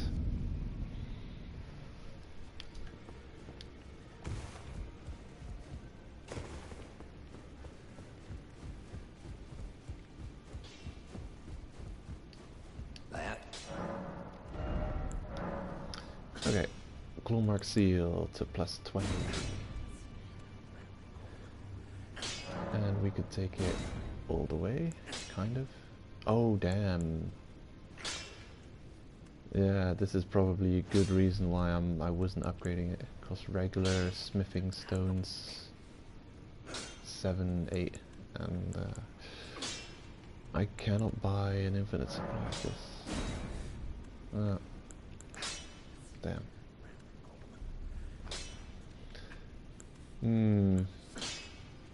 Okay. That's as much as I'm willing to upgrade it. Oh, stupid. No wonder I'm running around with only plus 19. I really need to find a infinite supply bell bearing of 7, 8, and 9 level of regular stones.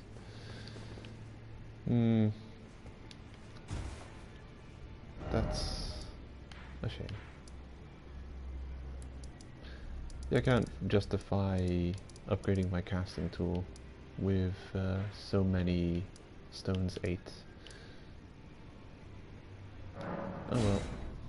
It's been leveled up twice, and now I'll see the difference in damage.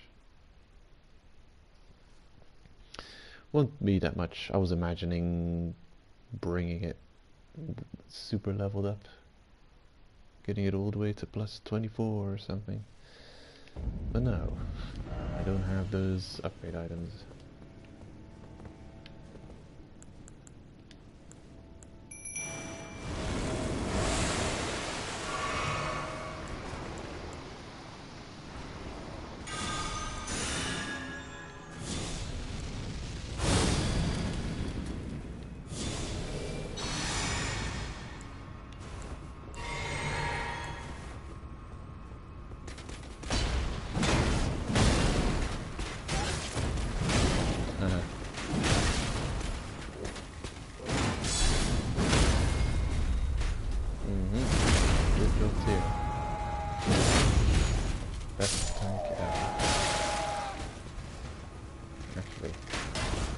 Go on. What the hell are you doing?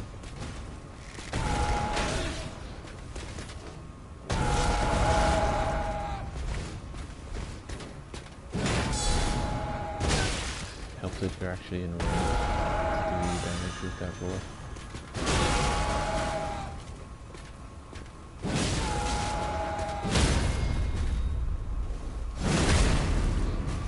I've seen Tyr do a riposte against an enemy while I was farming these heal kill enemies.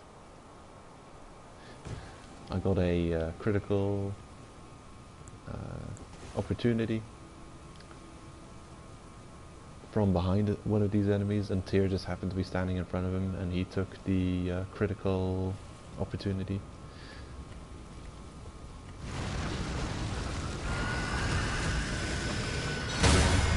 $2,787. No increase in damage. I'm sure we would see something.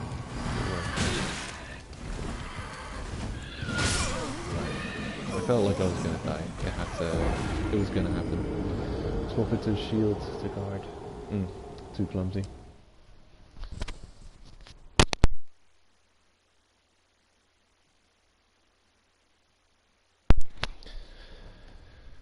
Interesting.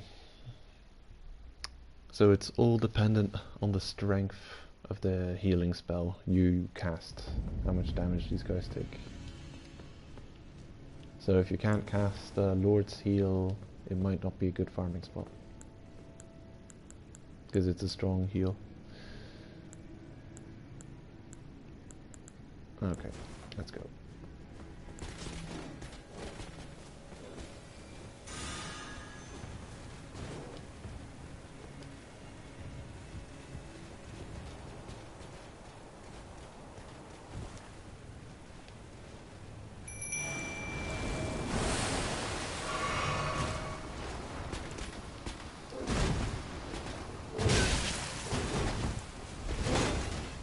Let's not be clumsy. I want my souls back. They both came down. That doesn't happen.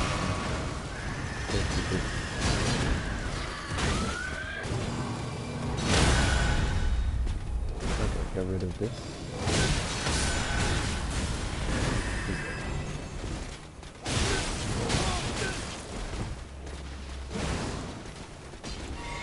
So this is how you can lose souls if you're doing this farm. The start is a bit clumsy. This is rare though for them to play.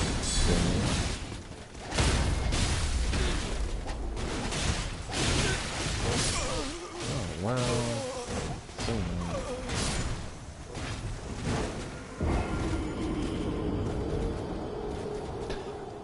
Look at them go.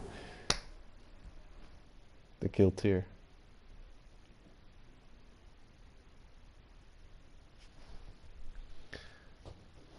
How obnoxious.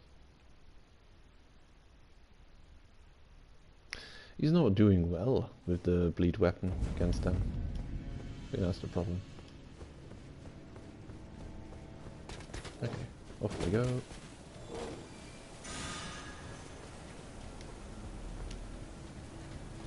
The other one isn't following me properly.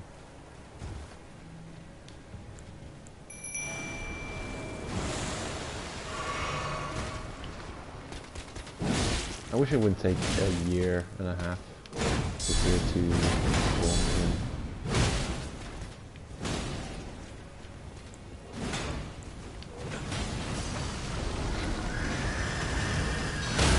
Because I want to buff him immediately.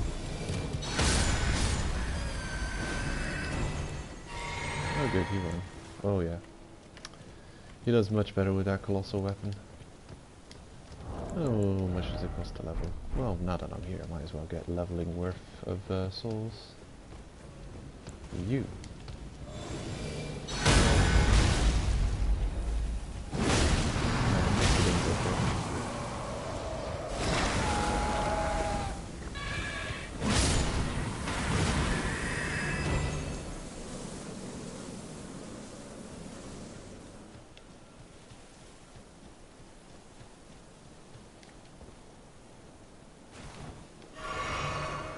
One more kill, just to make sure.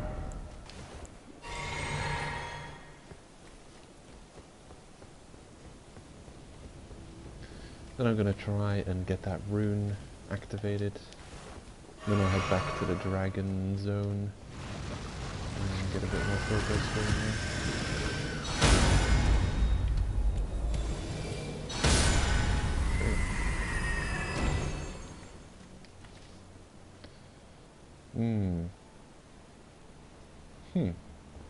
Right. I'll put a couple of interesting links in the comments under the screen again. Some videos that I've watched recently. Good thing.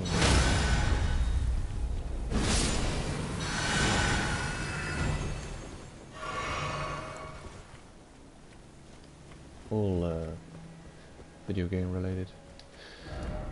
Let's see. Okay. I've got levels worth of souls. Isolated Divine Tower.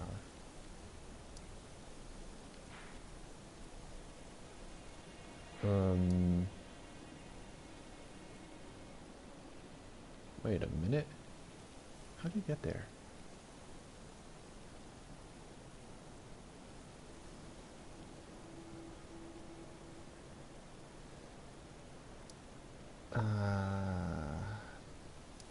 Huh. Oh damn. I don't remember. I'll check this one out. How do you get to that isolated Divine Tower? There's no grace there. I think there was a teleport somewhere, but I forget where it is.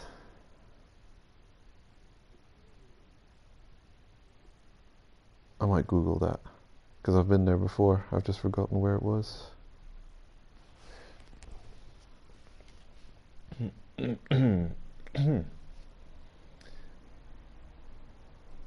Damn. How clumsy.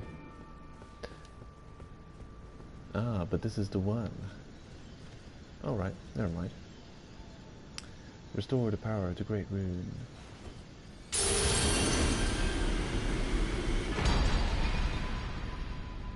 There, Mog's Great Rune. Let's check it out.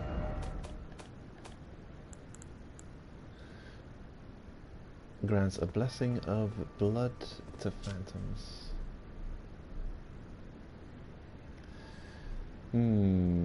Mog and Morgoth are twin brothers, and their great runes are naturally similar.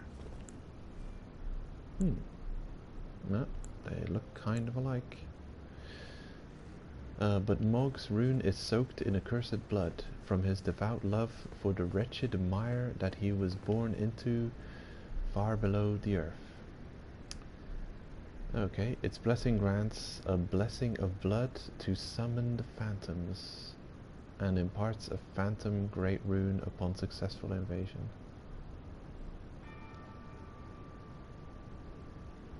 Huh. Damn. Completely based off of PvP. Nothing for me.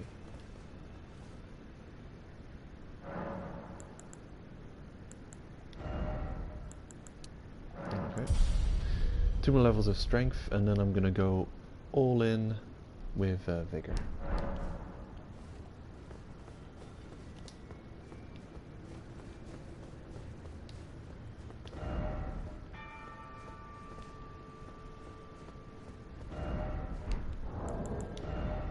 Mm-hmm. 63 strength.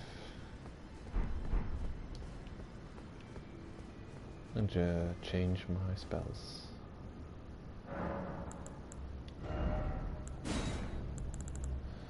This one, I'll go back to Boulder. Sure.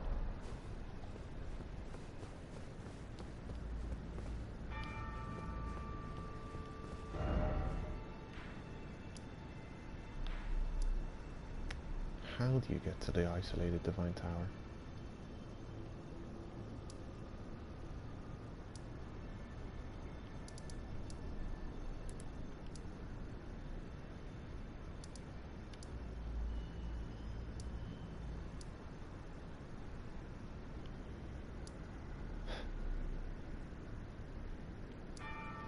Oh man.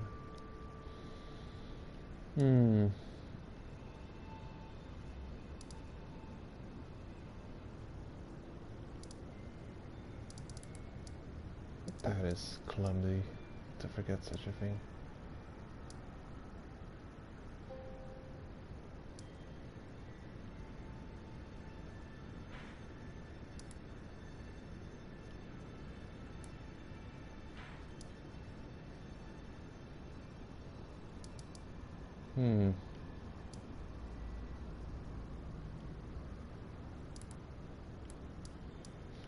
Just looking at the path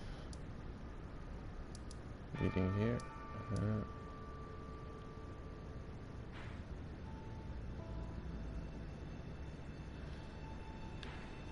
I'm gonna have to Google that. Been there before.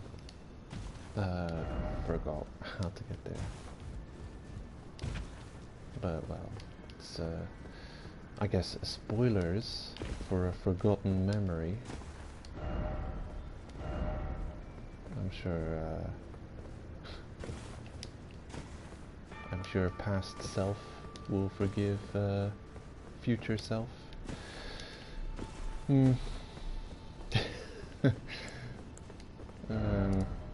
Right. So let's see. Who invented time anyway? Here. This is a place that needs exploring. Crumbling Beast Grave. Crumbling Beast Grave Depths.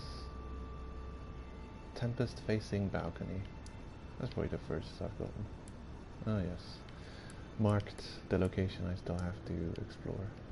Also this location. Good. There it is that I shall go.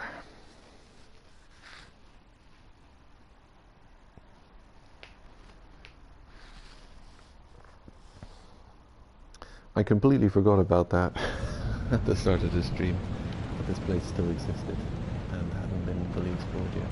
Look at this. An item. Oh, okay. Wow. The game's taking pity on me.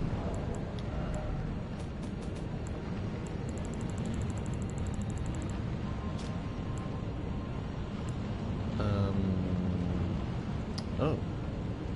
Somber Smithing Stone 8, 7 and 8. Not 9? Sanctuary Stones, really? Is this what I picked up? Somber Stone Miner's Bell Bearing 4. Okay. From this corpse. Wow.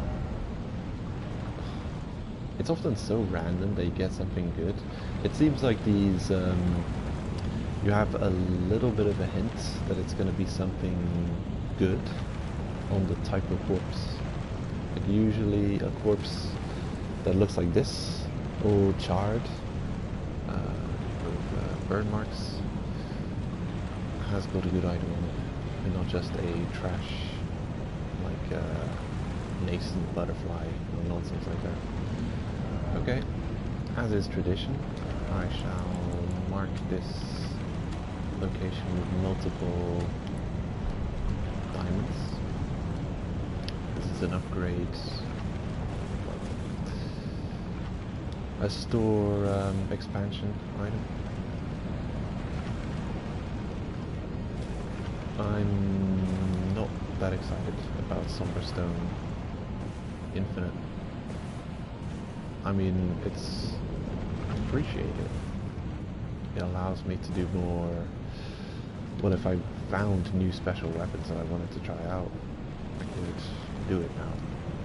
But I've got things that need upgrading with regular stones, so I definitely need that more urgently. In terms of these, oh, look at this. I can level up special weapon. I can level 6 special weapons to just not maximum if I want. And I could even level 3 to maximum if I want. So yeah, that's not a problem. I can just right now, if I had the souls to do it, I could level up 6 almost maximum special weapons. It's the regular weapon upgrade stones that I'm lacking. This is the problem. I need an infinite supply of this smithing stone 6 and 7 and 8. Or a place to farm smithing stone 8. Some enemies drop. It's like Titanite chunk.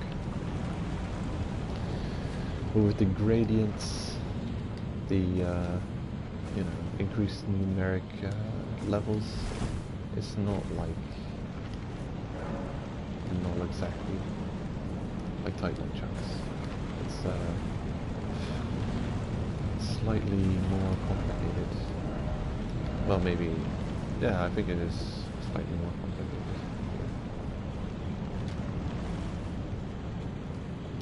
Maybe it makes more sense to players who are new to the Souls games. This is where you teleport in, I think. Yeah, this is where you can randomly teleport to. Maybe. Or not. No, it just looks like it. Behold, the dragon, in short, seems familiar. Oh, seems familiar. Oh, hello. Oh, you again. Damn.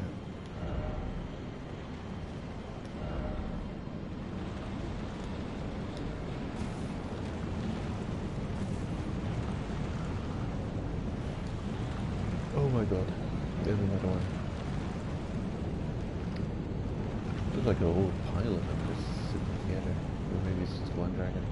He does have those 4 pairs of wings, so maybe that's why it looks weird. You look weird, dragon. You got too many wings.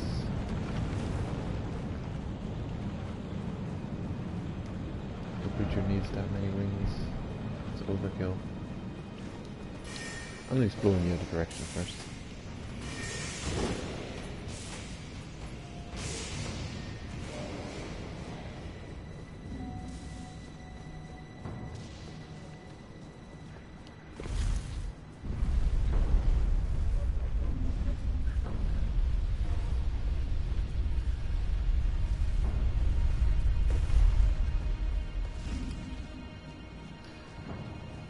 Yes.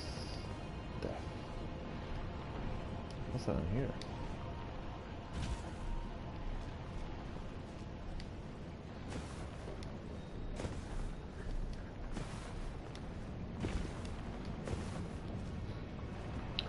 Looks like a arena.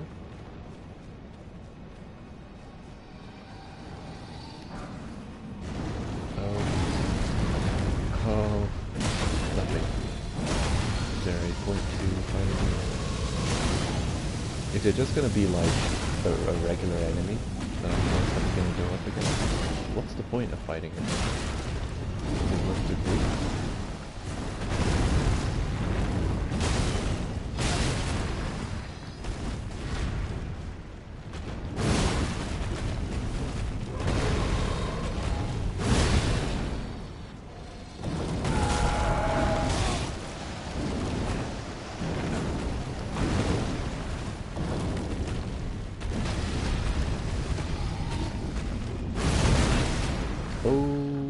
Okay, I'm still alive. Ooh. Hold your horses.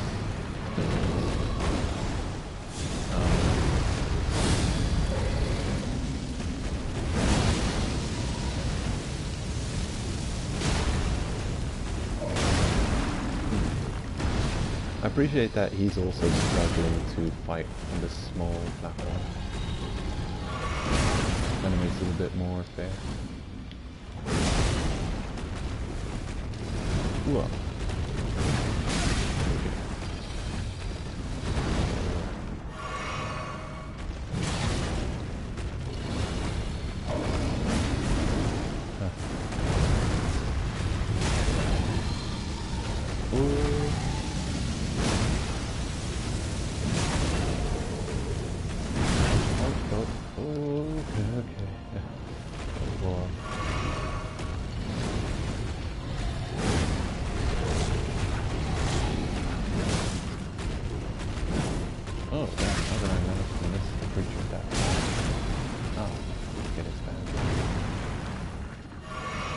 Black Flame's protected is really chunky defensive stuff.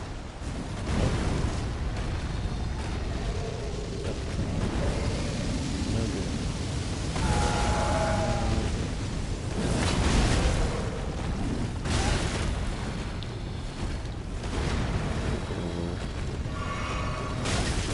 Oh.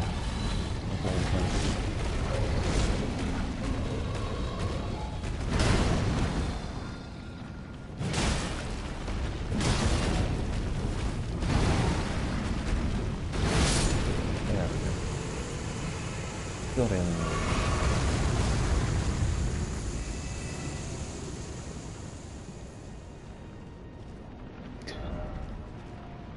Why is it always futility? But I did it. That's exactly how I feel. But not really.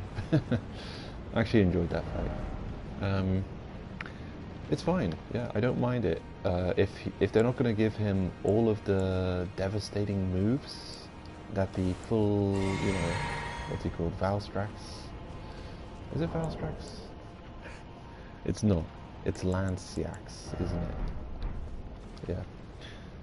Something like that. If they're not going to give him the entire moveset of the boss version, I'm okay with that. It's just a large enemy. I like fighting large enemies. It's kind of fun. Especially if they don't have impossible to dodge moves. All the times I got hit there was clumsiness. I shouldn't, well, I could have been better and not get hit by all of those. But it's fine. Don't mind it.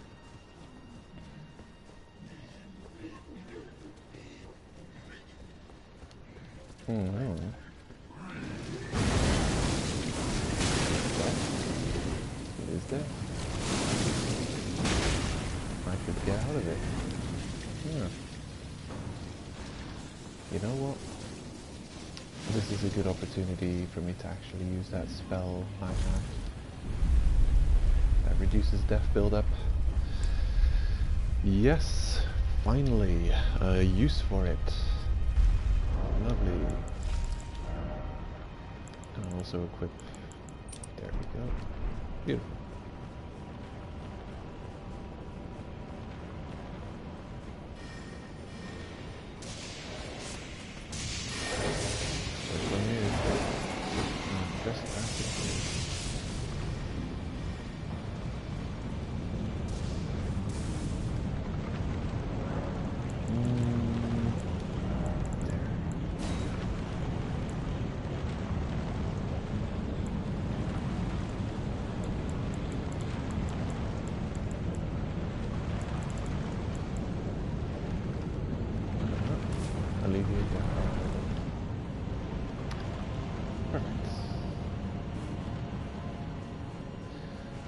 I'm gonna quickly check if that dragon is a respawning enemy type now. I'm curious if that would be the case.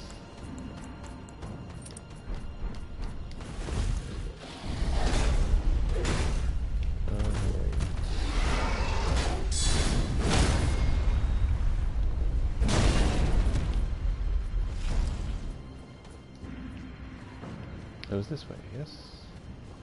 Ah.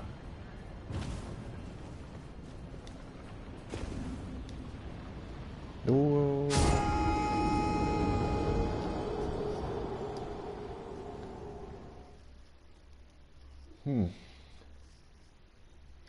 Time for a drink. I'm gonna get a drink.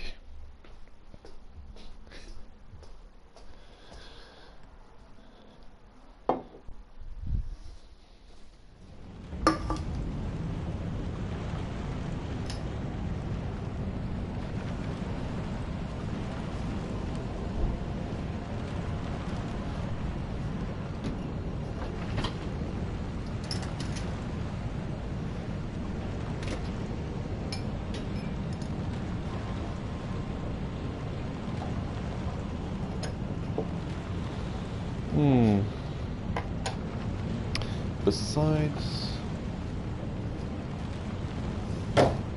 this area, I think there's not much left of the game.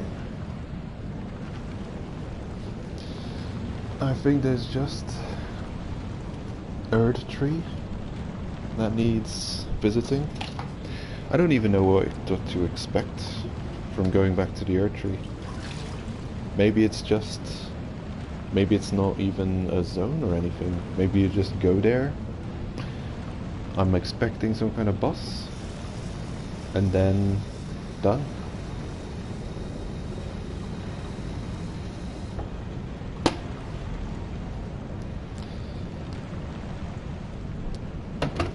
Get some kind of ending cutscene. And I'm guessing after the cutscene it doesn't bring it to New Game Plus, or at least that's what I've been told here. You get to choose when to go to New Game Plus. That fall to death was so close to hidden boss. What?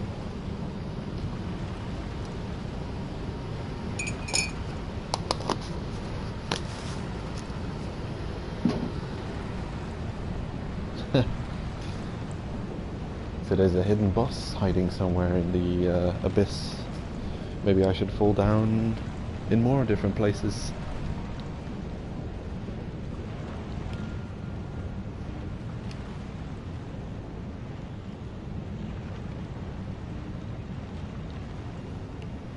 Curious. What are they?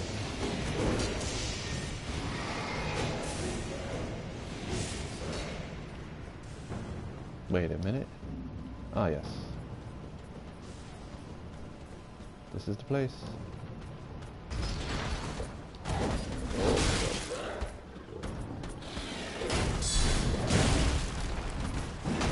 Oh, good job. Oh no, saved.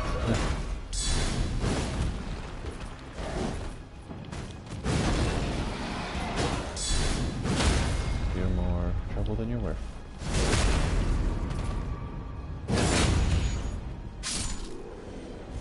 Good numbers.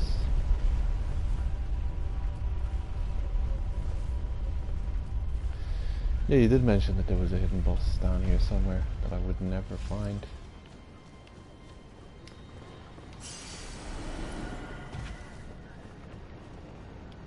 So it's close, you say?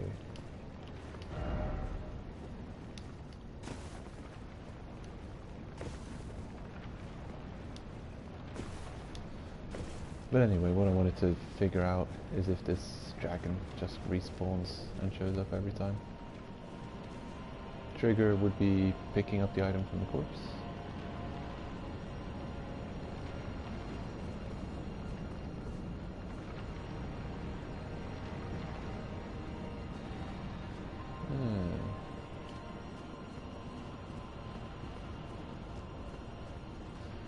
I don't know. Are you supposed to jump off to find the hidden boss?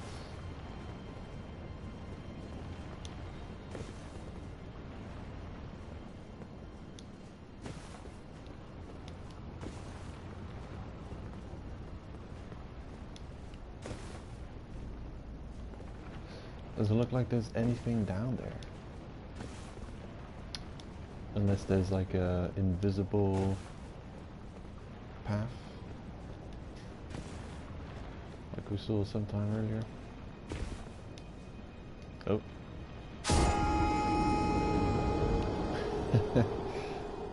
Hey, I found a hidden boss. It's gravity.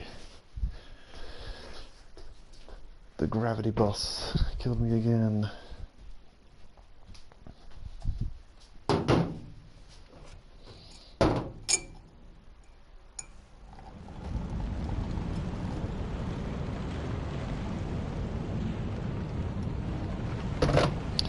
At this point, I'm not going to be... There is a different set of rocks. Oh.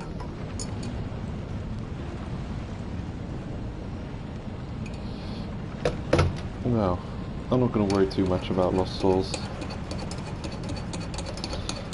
It's not that critical.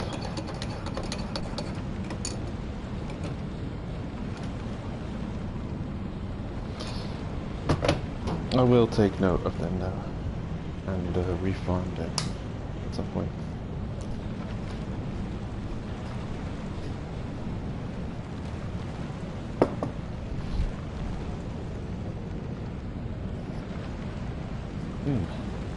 Okay.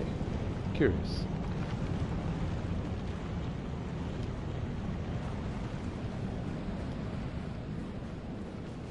Well, I'm sure we'll find him.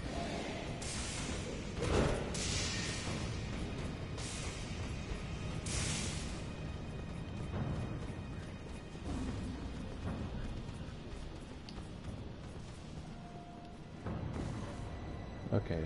Troublemaker. It just as you come the lift stride forward, look over cliff, smile.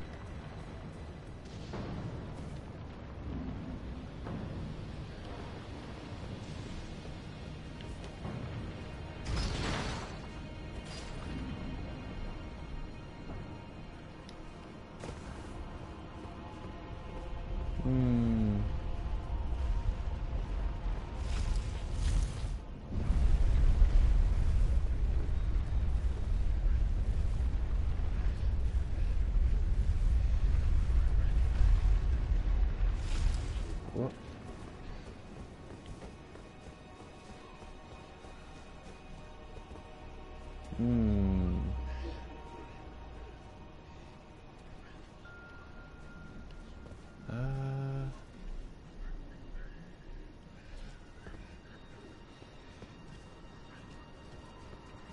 Let's see.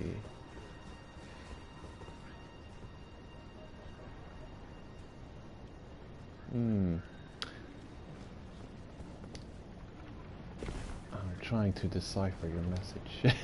Kind of ripped that one weirdly. Oh, come on. Why am I so clumsy with these stupid jumps?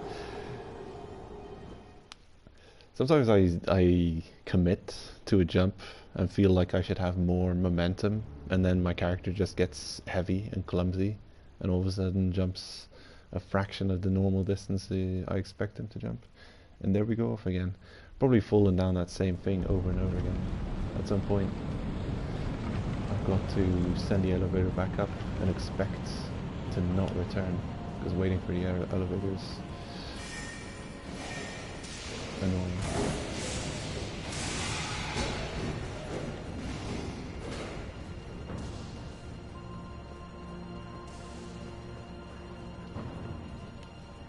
Yeah, it's hard to explain, lol. Yeah.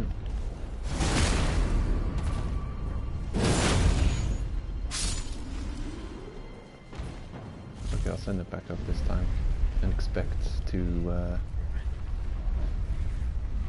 not have a normal return journey. I'm probably gonna get blasted back to the bonfire. There we go.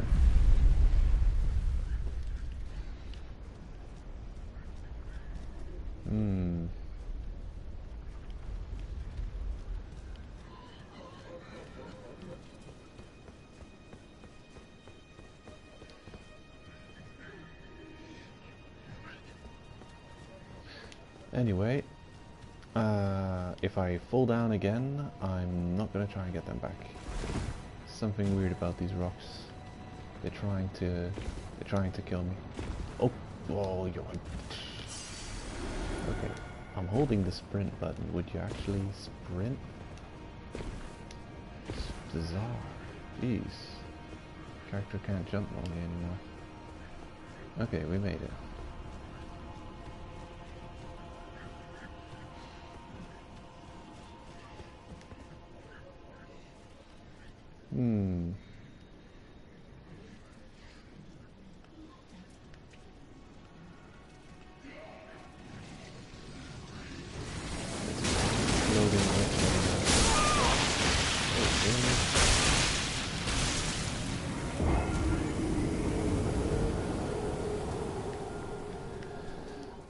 Wow, got stun locked with that attack.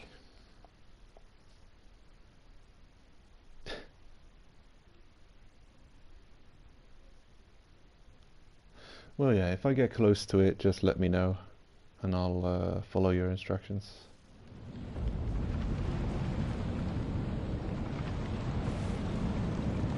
And I'm still planning to explore in this direction. I'm just going to the elevator first.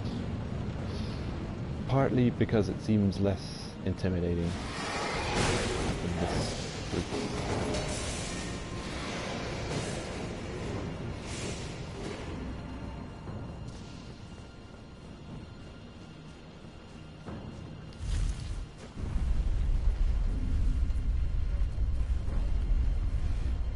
Probably gonna get joined by a friend.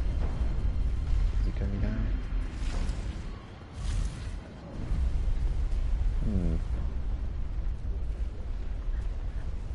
Nope. Not this time.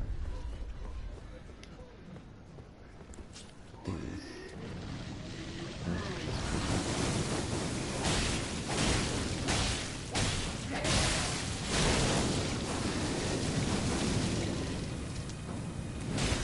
New stagger.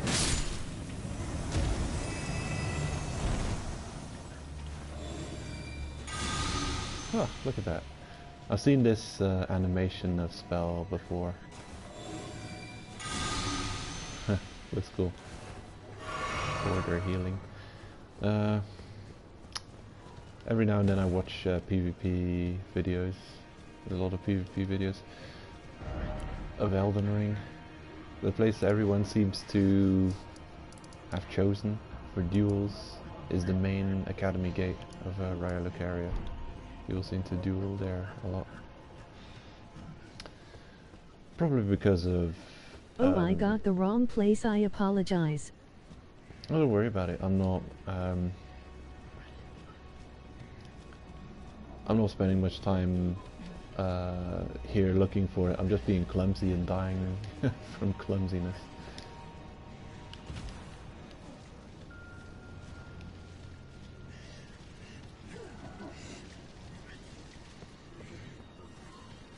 But yeah, I mean, there is nothing in the Different area. grace. Oh, okay.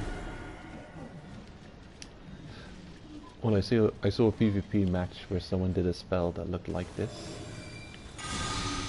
You also had your arms in a certain direction and then made that switch, and it removed all of the enemies' buffs.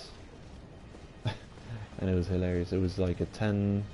Oh, if I can find it, I'll link it as well. Let's see. I'll write down a reminder. Put it in the comments under the stream. It was like a 20-second video.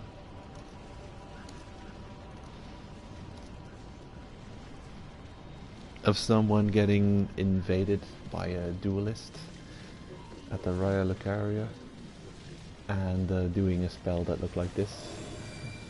Removing all the enemy's buffs, and then you see the enemy just use the finger cutting tool to go back to their world because they're like, nope, if I have to do this without buffs, I'm not doing this at all. Which was funny to see. So you just give up on a duel if you get your buffs removed. Oh, how dare you. I took my buffs. I needed those to win.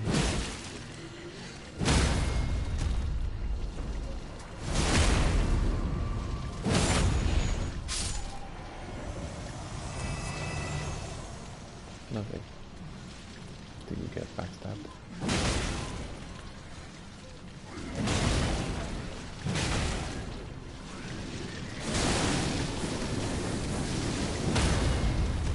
Ooh.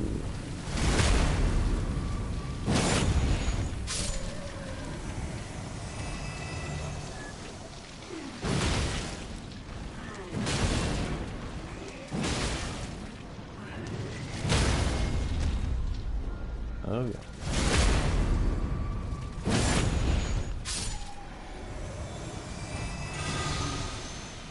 I wonder... Hey, Somber Smithing Stone 9.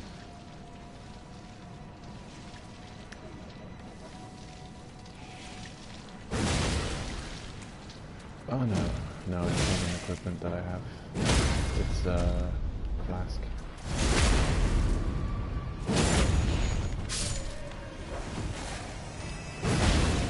I was thinking I had an equipment that increased my stance breaking potential. Oh, a ladder.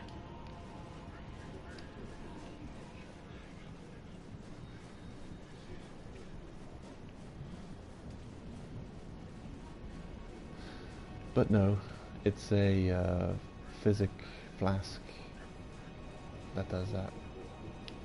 Increase poise damage. But I don't want to use a flask just for... I noticed that they're quite susceptible to poise break. Hello!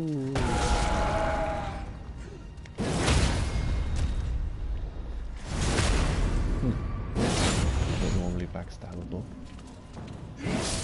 Ooh, you're super dead. Blasted him into the abyss. Oh, a single smithing stone 8. Okay, can't complain about that.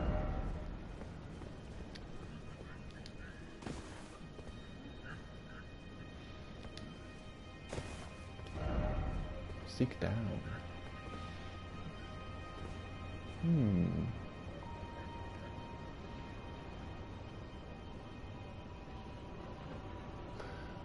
But why?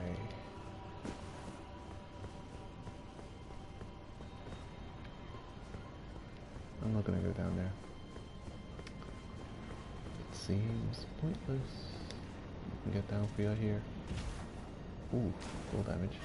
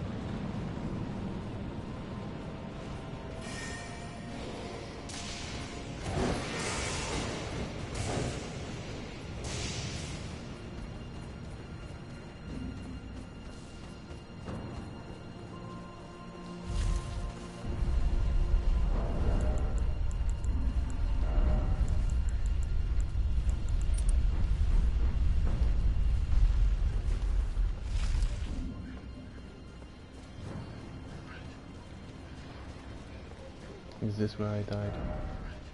Running.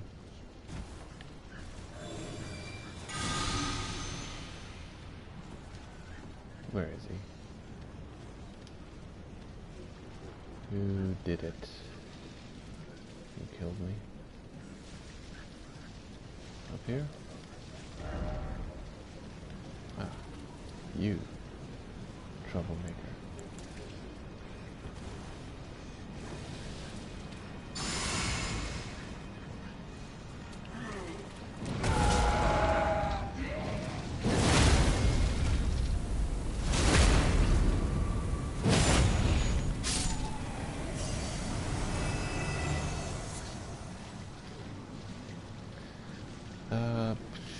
Besides getting that item up there, upgrade stone, I don't see why you'd climb up there just to roll down over there when you can get, I think you can get there from here as well.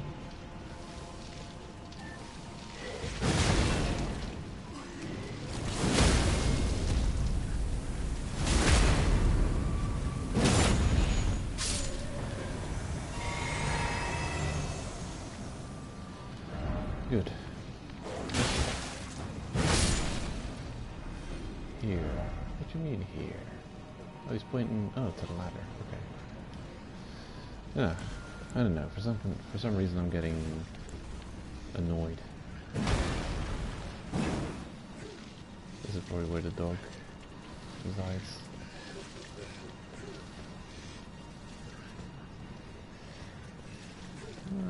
Dealt with these.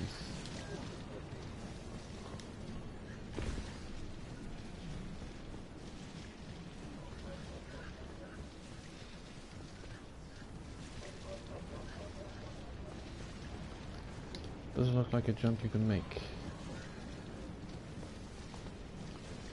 And you don't need to. You can just go around this way.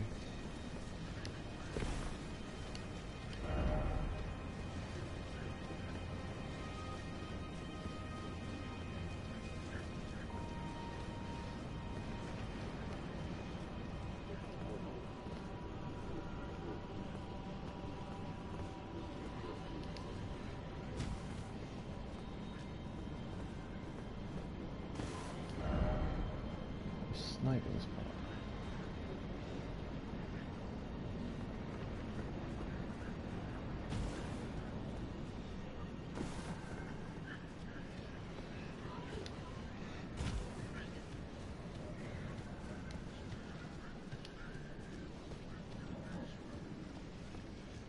It's fine. Not too cold yet.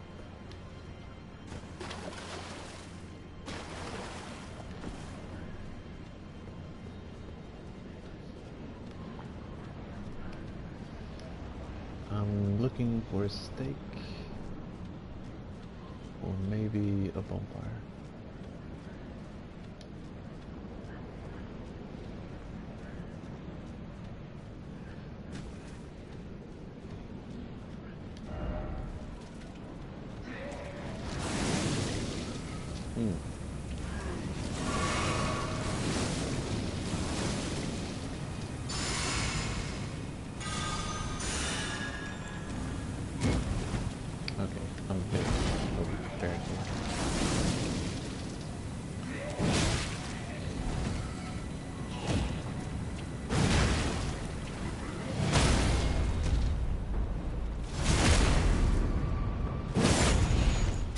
All it does is save a bit of health, saves you only in specific cases, a bit of a scam, lol. Skipping some comments. That fall to death was so close to hidden boss. There is a different set of rocks. It just as you come the lift, stride forward, look over cliff, smile. Yeah, it hard to explain, lol. Oh, I got the wrong place, I apologize. Different grace. Why does that happen? Why? That's bizarre. And I'm noticing that they add this one phrase, skipping some comments. It's weird. Am I doing this by accident? All I'm doing is switching windows. because in my laptop I've got some overlapping screens going on here.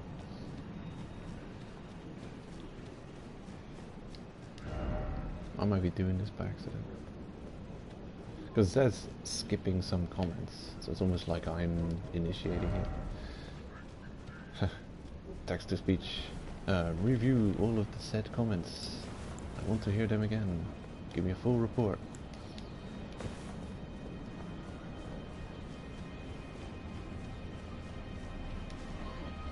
Okay, doesn't look like I'm getting grace.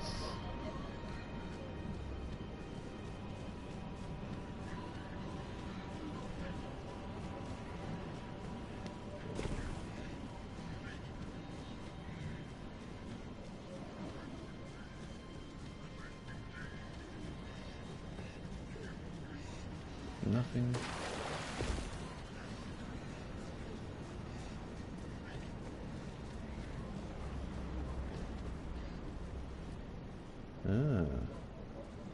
Or no, that's a dead end completely. Oh well. Might as well take the time to buff properly. What flask have I got? Faith. Ugh. Not ideal. That's just wrong. Not the right one.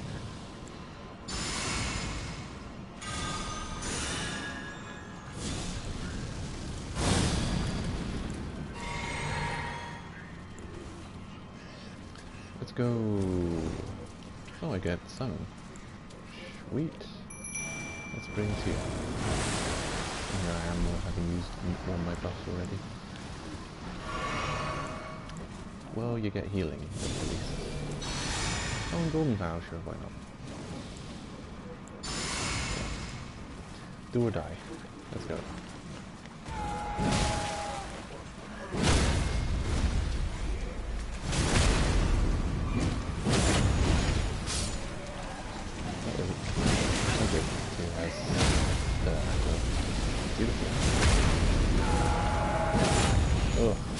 I'm a little bit annoyed about how often Tyr screams when he's not in range.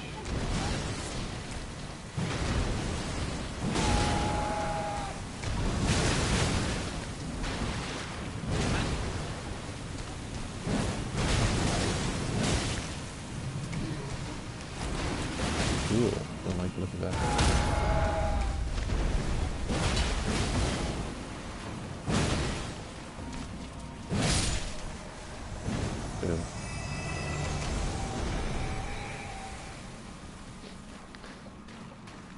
Okay. Easy enough. What's the point?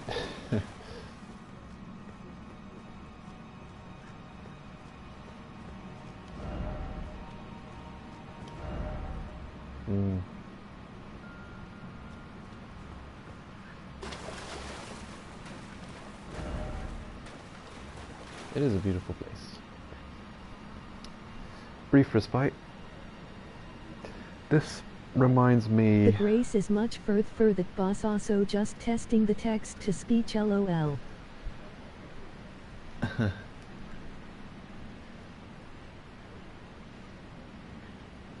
Okay.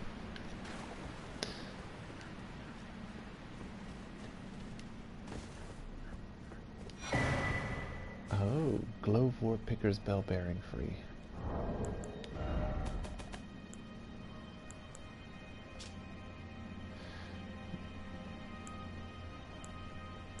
Go. What did I just pick up? Glowvore Picker's Bell Bearing free. Glowvore Picker's Bell Bearing free. Oh, good. So I've got Grave, Glowvore, 7, 8, and 9. Ghost, Glowvore, 7, 8, and 9. Oh.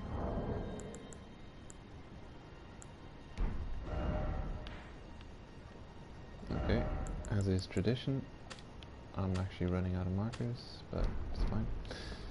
Good. So now in this area there've been two... You get Grave Glowwort and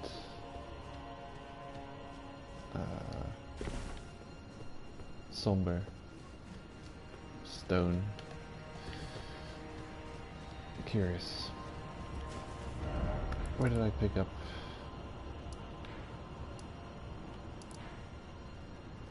Giant mountaintop catacombs.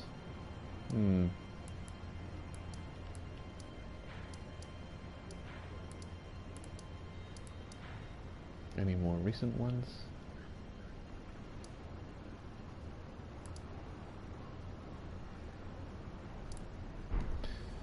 Maybe I forgot to mark one. Okay, good reward.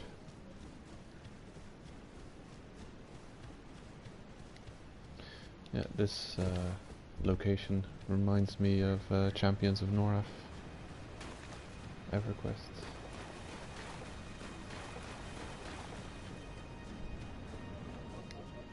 I think it's the floating island and the this scene here reminds me of it.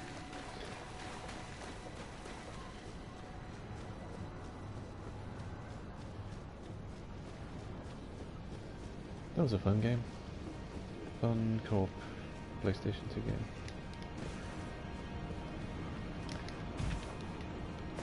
Back in the day, there were a lot of couch co-op games. It was before the internet. Oh, no. It was before online console gaming.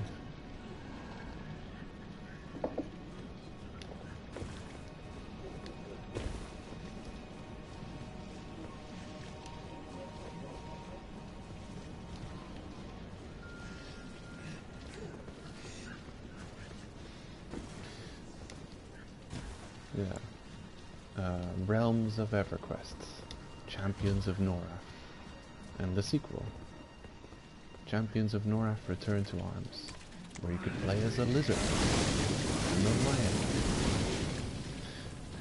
an elf, barbarian, wood elf, dark elf, barbarian, what else? I don't know.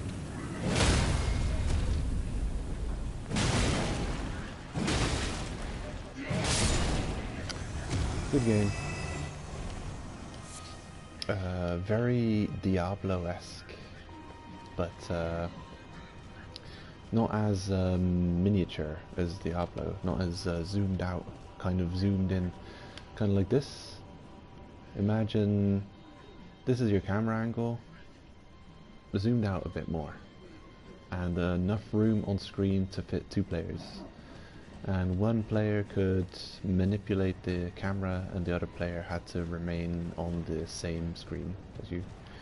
I think you could actually zoom out a reasonable amount. It looks comparable, kind of like this game, but then at this angle, zoomed out.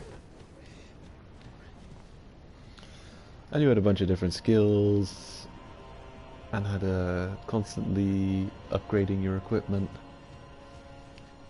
So, bosses as loot pinatas. Have we cleared out this entire location? I think so. Huh. Sure. Guess we're done with this spot. Oh. It's so dark in this elevator that I keep worrying that I'm just gonna run into the abyss. Because I've gotten into the habit of sending it back up. But then the last couple of times I haven't sent it back up.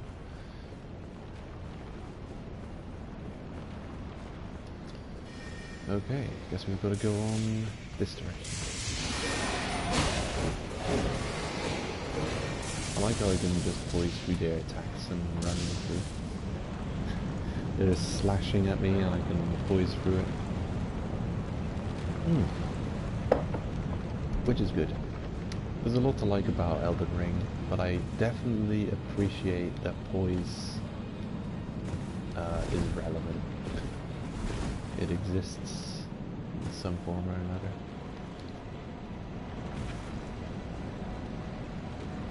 because I like the heavy gear playstyle, and it's it's an investment, it's a sacrifice.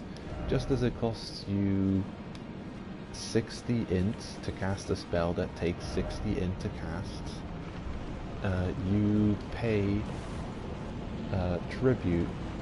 Oh, hello. What the hell is this? A bone fell down from up above. How bizarre. It's raining bones here.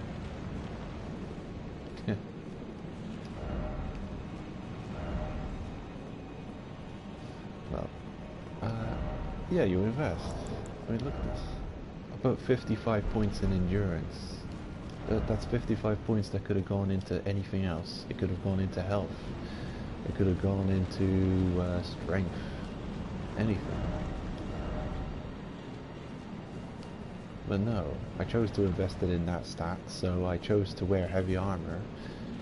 And if I'm gonna get nothing for it, then it's so pointless, you know? I really think that the Dark Souls 1 got it right when it comes to armor. They really got it right. Like if you choose the Knight starter class, oh weird, you can come back to life.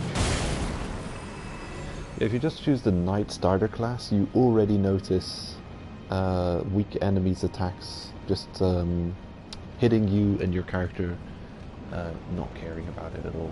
Just not caring. Has no knockback, the weak attacks. And that's how it should be. And that's already just with the Knight armor. You've still got, it's like a medium kind of armor set. You've got heavier armor, you've got much heavier armor sets. And the heaviest armor sets in Dark Souls 1, you can poise through so much. Enemies attack you and it doesn't cause any kind of knockback. And you could say, okay, it does something for the difficulty of the game, yes. But also, you are still taking damage. So you can't just, it's not having no effect on you. What it's doing is it's not interrupting your attacks. But still, you don't want to get hit by super nasty boss attacks. This is not just a you win the game now type deal. Sure, you get a lot of defense out of it, but it's a choice. Like if I put 99 points into health, that was my choice to do. I'm super tanky. I can take 1,000,000 hits. So if it's my choice to upgrade Vit's endurance to the point at which I'm able to wear the heaviest armors, I should be rewarded by being able to tank some hits. It's so stupid. After Dark Souls 1, they've just, you know, completely done boys wrong.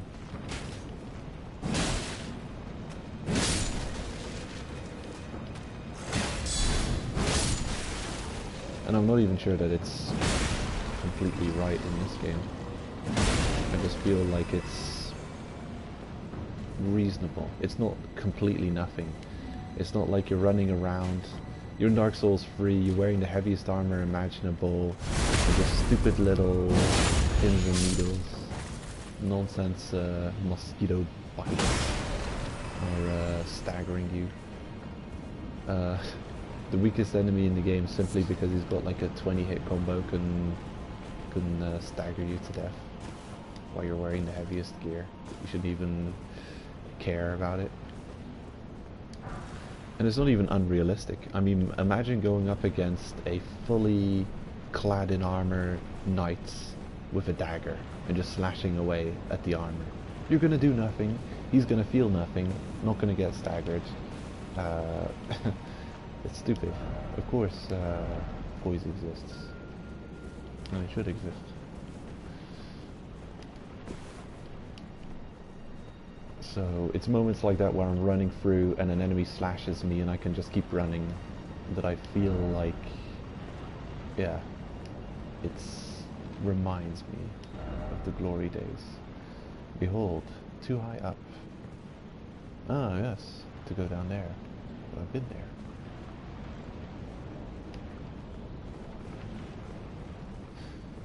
Anyway, I'm rambling. I enjoy Dark Souls 1. And the poise. Hey. Hang in there, skeleton. Behold storm, all the more suffering ahead. Look forward to it.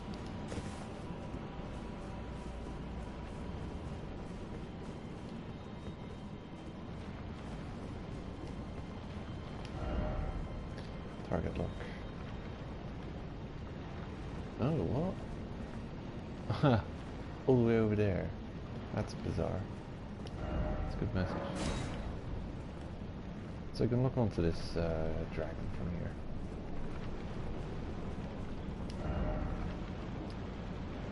Misfortune. Ooh.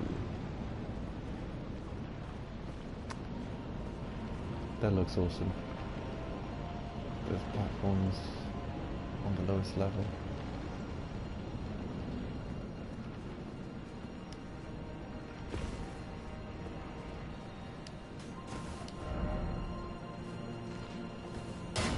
I'm gonna write a hang in there skeleton, but this guy's annoying me though. How much does that do if I take a hit?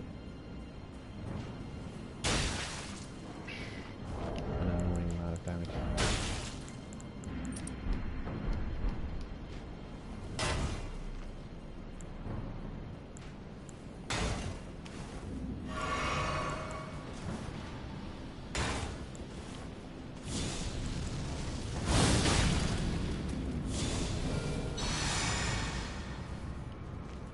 Will it allow me to write a message? Ugh, what a pain. I might have to kill it. Okay. I'm afraid you must die. Are you ready?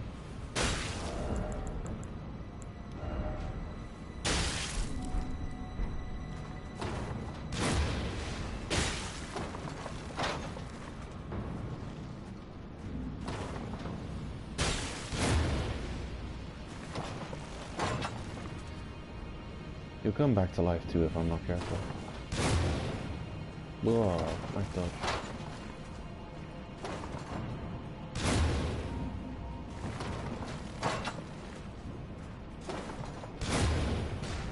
He's dead. How annoying. Well, I've got these two types of ballista bolts now, which is good. So I've got 40 shots I could do before I have to restock. Okay, I'm ready.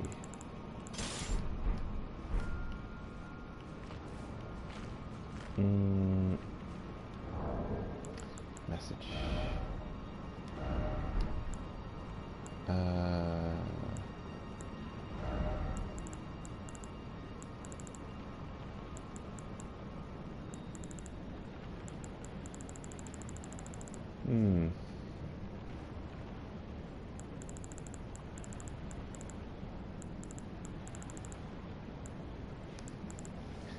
Template. I'm looking for two phrases linked.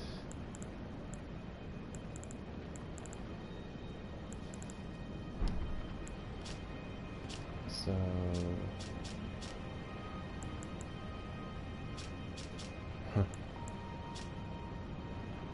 oh my god. How do you fix this?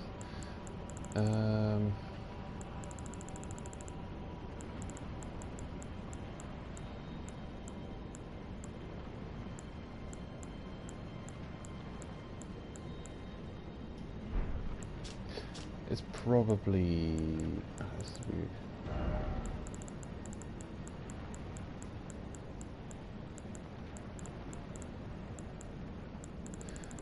Just word, I guess. Word. A phrase. Hang in there. Does it exist?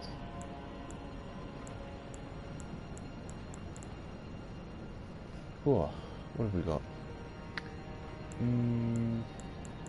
Or is it don't give up?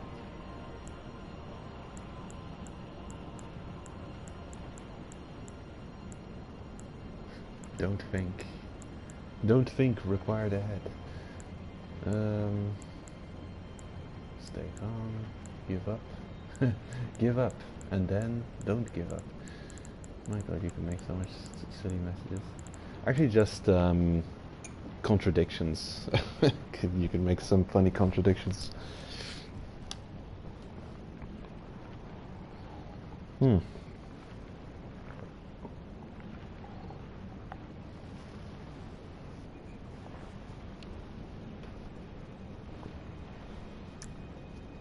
Don't give up.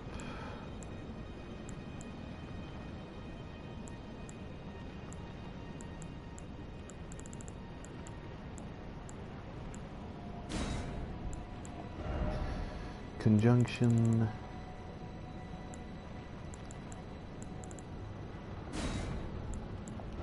Okay.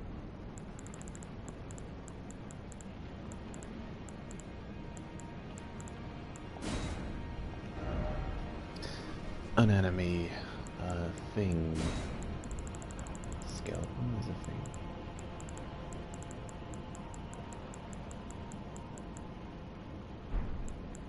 Enemy, possibly.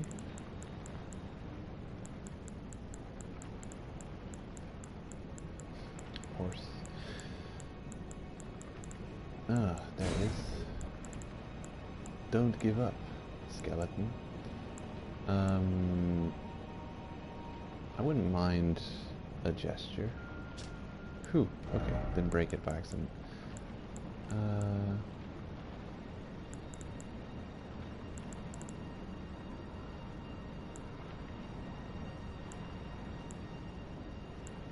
I'll do this one. Fire spur me. There we go. Ah, I should have put it in the other direction though. Although, that's fine. Don't give up, skeleton. There. It is done. What are the messages that I got? Oh, it's blue. Oh wait, this is me rating other people. So this is my written messages. Don't give up, skeleton. Time for nest. Yeah. Visions of cave. Wow, I've got a bunch of crappy messages. Oh wait, some of them were voted up. Ah. That one's voted down. Someone took that personally.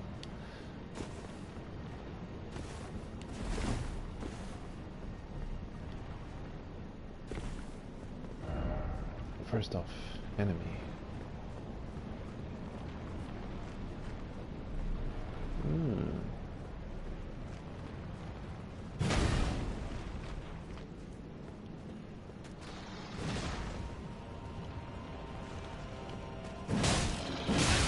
Oh shit. Okay.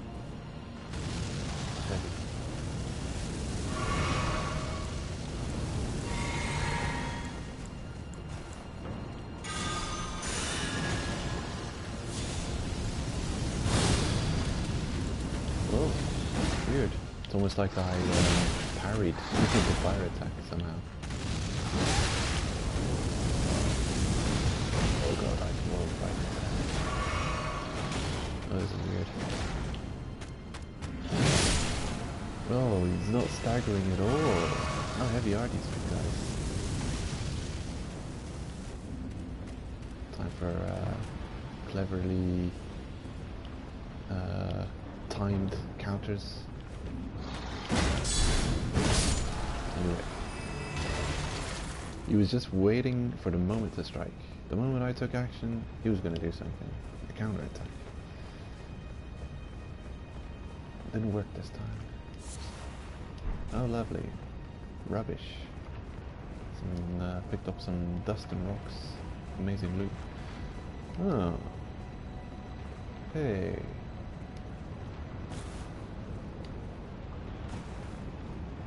Lovely.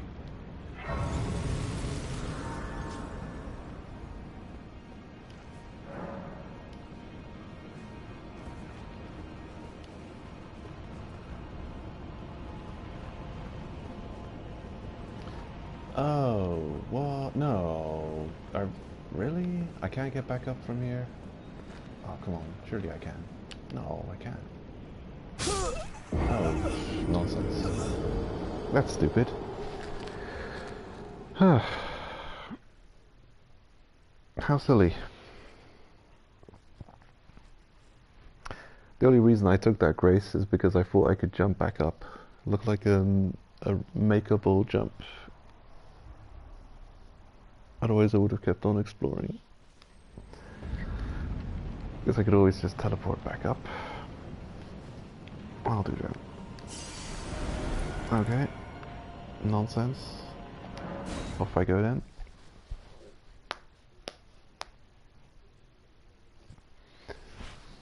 Be right back.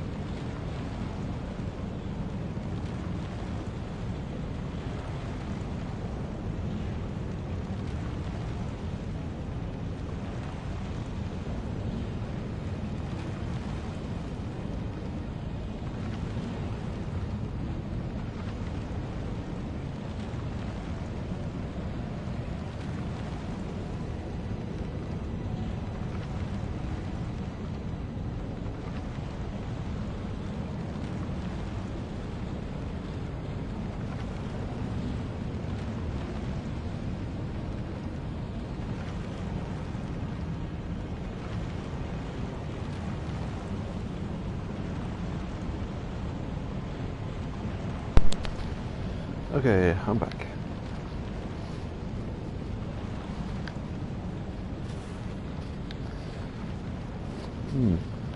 So, I think I'll carry on for like a half hour, and I'm gonna call it a day. It's been not a very eventful day, but it's been a long day. Didn't sleep well, got up too early. Been up since 5. Hello.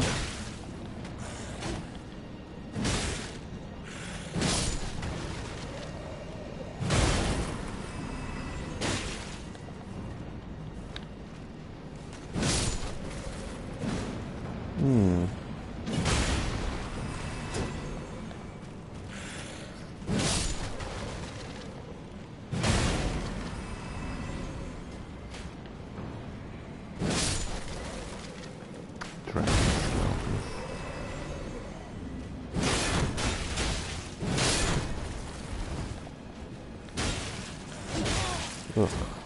Don't kill me.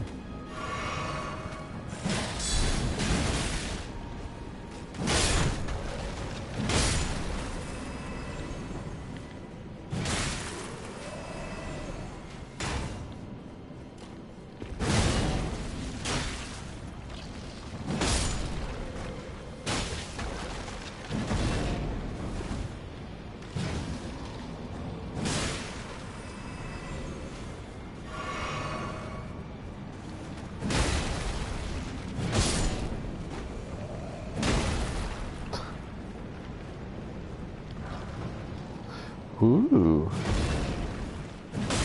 Sun Realm Shield. Let's have a look at that.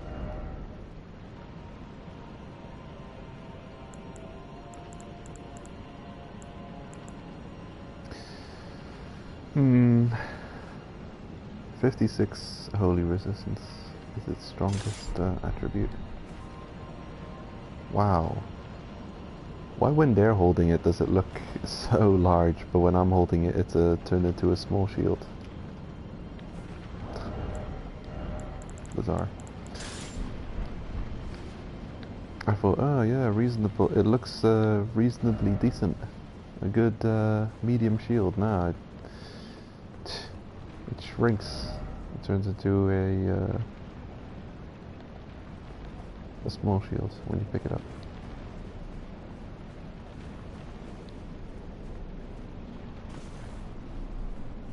Yep, this guy is wearing that sword that I found on the boss. Well, after the boss, not the legendary sword. Try bow. Oh, damn you.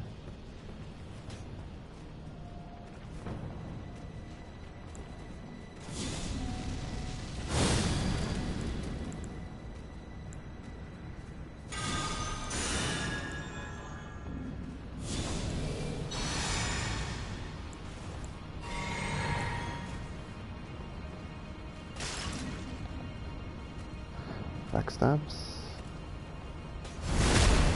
Oh yeah.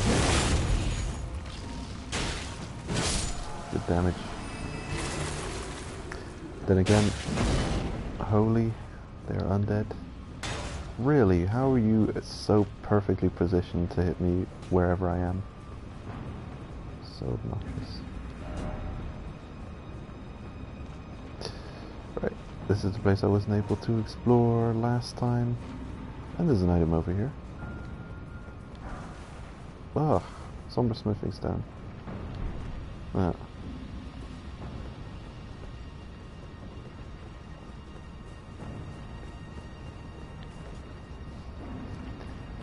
Hmm.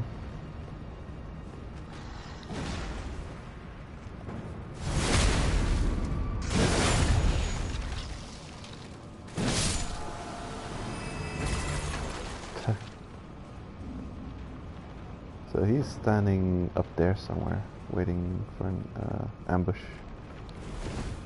Here we go.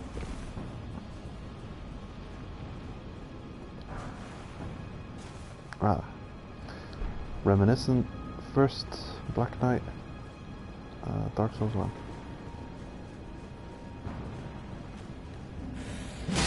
Oh my god, it almost knocked me off.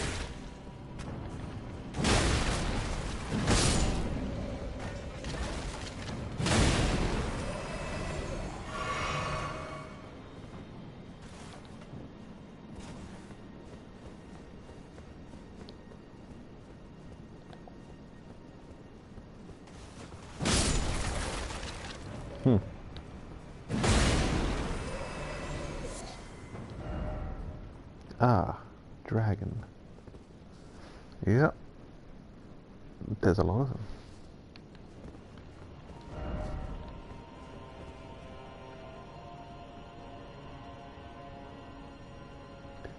Pretty cool to see. Seek down. Really? That's just death.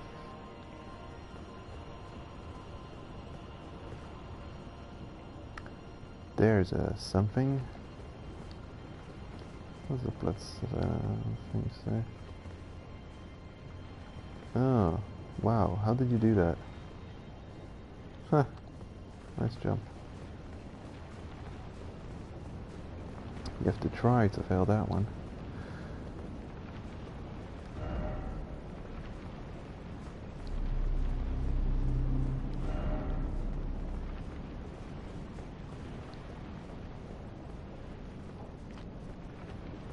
Oh, weird. Huh. I actually heard that Phantom made contact with the ground after his jump. How bizarre.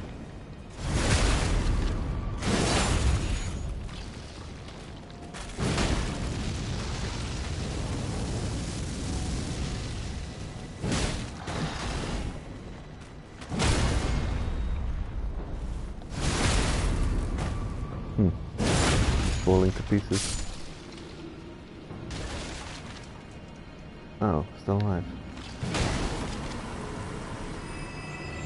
Right. Last time I had that holy weapon buff, which killed them instantly.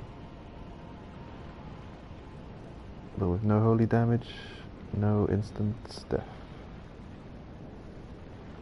on skeletons.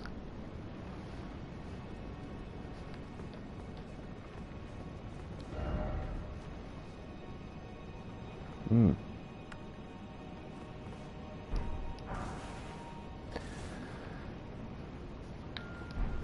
More souls, why not? At this point it's as good a reward as any. What's going on over there? An item. Actually, look at that. From this angle you can see that there's a hidden item over there. You would not otherwise know.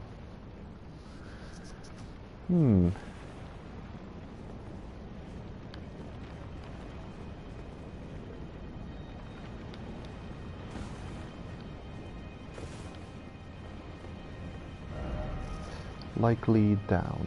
Right. But there was a bonfire on the... across? On the other side? Bonfire up there. Right. A bonfire over there. But you can easily jump down to where I'm standing now from up there. Probably without full damage. So I'm more interested in the approach from the balcony. Over here. This is a way. Not make the same mistake as the bloodstain. There we go.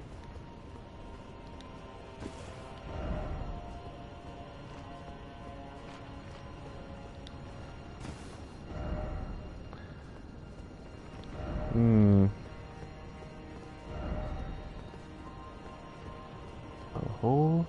Oh yeah. More. It's just as obvious from here. A bit more obvious, I guess. This looks... Look at that. If you're approaching from here, you're just running. You might not see... Indeed. Good message. They're both good.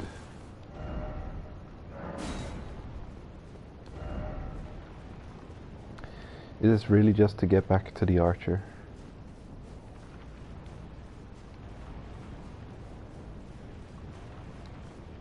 Oh, look at that. Ooh.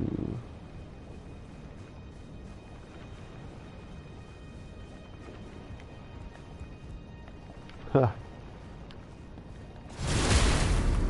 Okay, pop.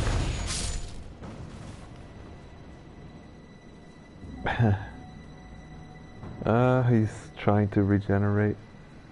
Is he dead yet? He might not be dead. Oh damn. He's falling for all of eternity. Revenge.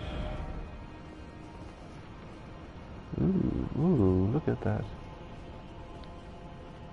What is over there?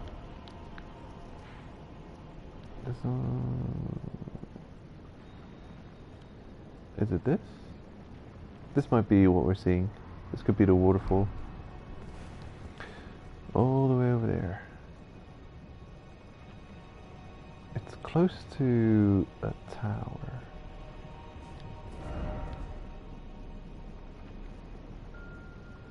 Yeah, it's got to be this one. Isolated Divine Tower. But then again, things this far away in level design wise are probably not in the right... That tower loaded there is definitely not the same as the tower we see if we just visit here. This will be a completely different item that's loaded than this thing. It doesn't even look... it's not in the right place, map-wise. By the look of it, it's really close to the waterfall. But I bet... Well, if you check the map, it's actually some distance from it. I wonder what it looks like if you're at this location itself. How far the waterfall seems. I know that when we were there earlier, we could see this vortex zone. I've got to look up how you get there, because I've completely forgotten.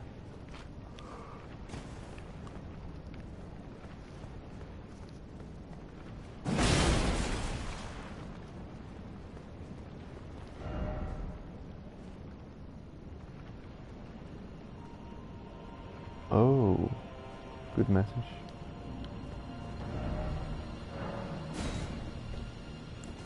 Aha, I'll prepare for the ambush.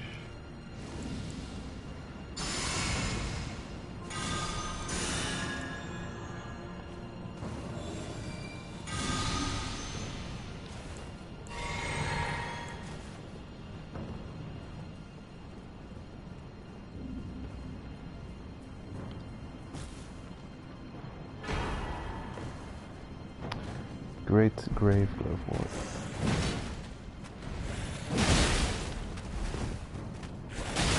Oh shit. Oh god.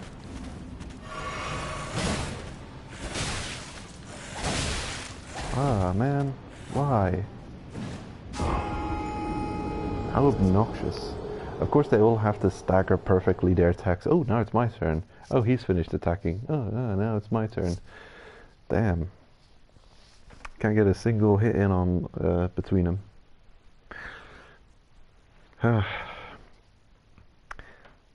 didn't think to trigger them with some ranged attack, but then again I've still got that stupid anti-death spell equipped instead of boulder. Typical. When you need something, you're not prepared for it. There we go.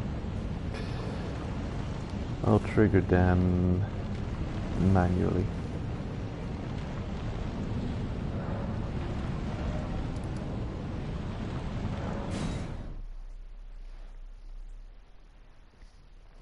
Yeah, why didn't I think to do that? To attack them as they're hanging up from the ceiling.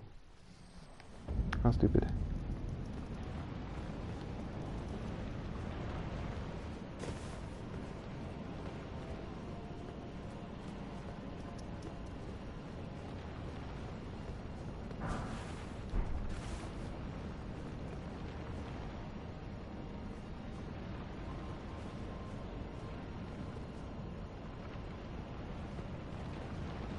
Ooh.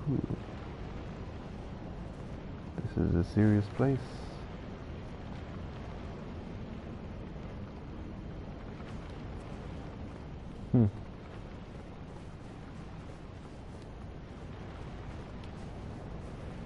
Right. Oh, hello.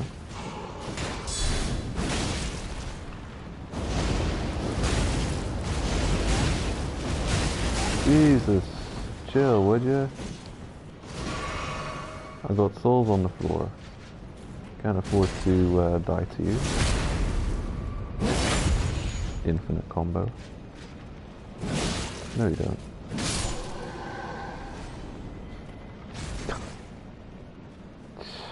See that? Just whirl and whirl and whirl. Spin to win. 50 hit combo. Let's go.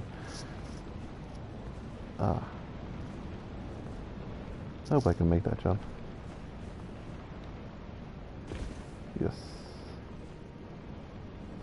And is that where I was? Ah.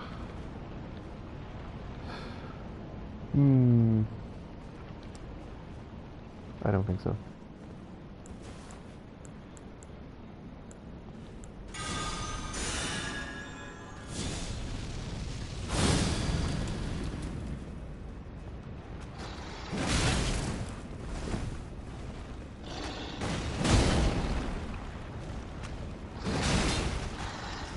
Oh my god. There. That's what I was looking for. Backstab. Oh. I don't 100% remember where I was. How I got there. It was balcony. jumped across the balcony. Although... is it really?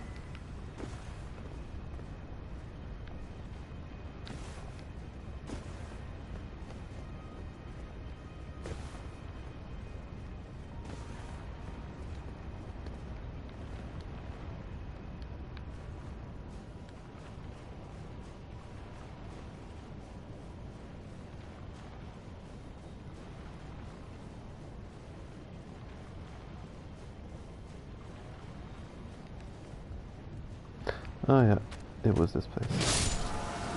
Really a stupid place to die.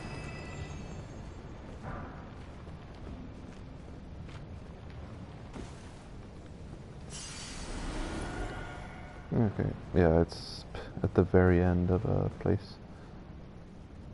Stupid, stupid, stupid.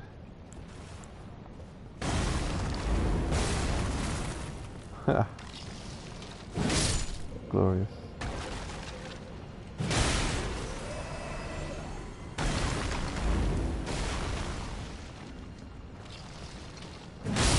Yep. Yep. Well rewarded for dealing with the ambush.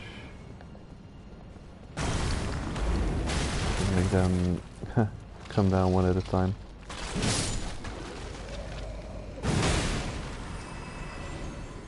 Boom. Dealt with. Right.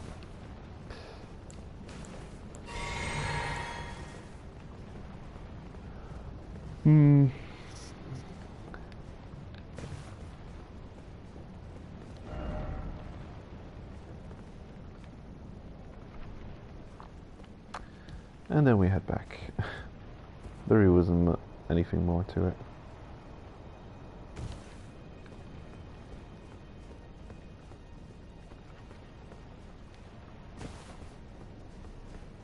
Oh wait, do we head back?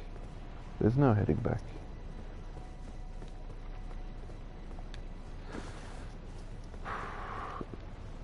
It's not a dead end. I'm missing some obvious thing.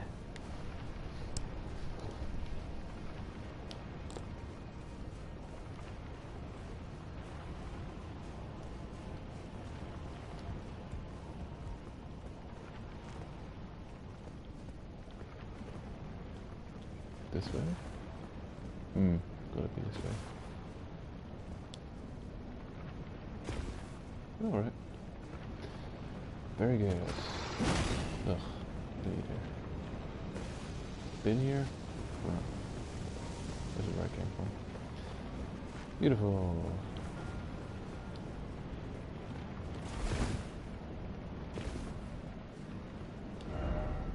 I did it. Good job. What did you do? Fall down? Enemy head. And then likely precious item. Item ahead. Okay. But is it a good item?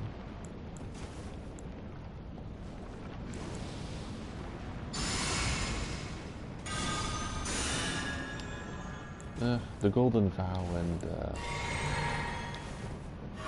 weapon buff combo is pretty good. Attack, defense, and then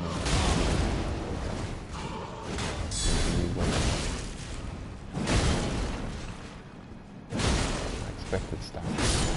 Didn't get it. Banished Night Greaves. Rune Arc. It was so well advertised. I expected something more special than a Rune Arc actually. Everyone's item ahead. Oh, precious item. Wow. Jump attack ahead.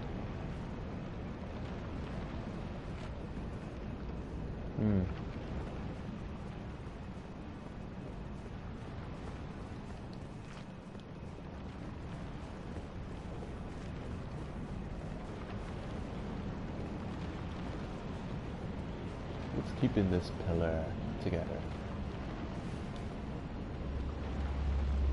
There's something wrong with this gravity.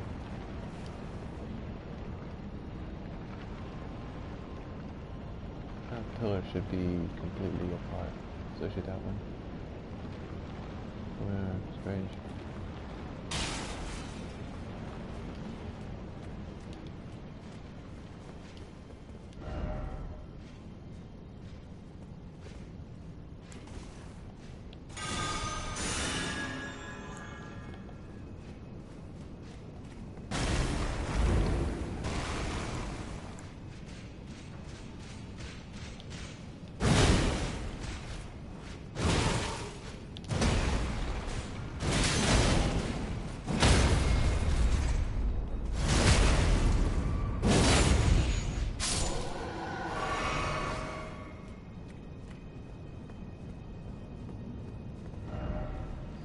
Stealth ahead.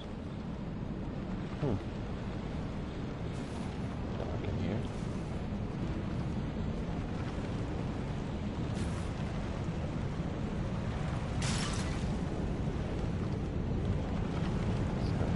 Fancy.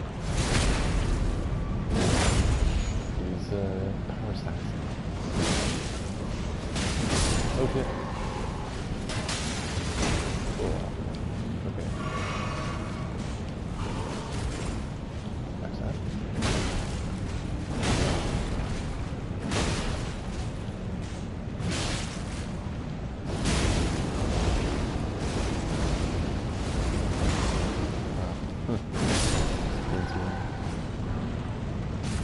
Banish Knight's Hobart and Greaves. Again. Azula Beastman Ashes. That could be good. I'll equip it if I remember to use it. Azula Beastman. There it is. 102 FP boost. Okay. And I've still got this Clean Rock Knight Finley that I haven't even tested out. Pretty sure for the longest time I was planning to test it out. Standard I've got 120 focus points now, so it's easy to get that to the level it needs to be to cast these summons. And I've actually got a talisman that increases focus points by a reasonable number. It's easy to test. New Ash. Summer 9. I'd rather have Sniffing Hates.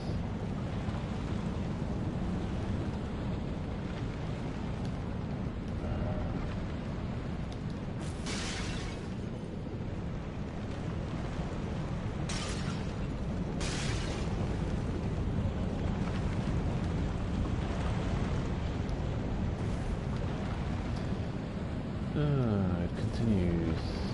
At a point of no return. I guess I can always teleport. Okay. First, I shall backtrack a little.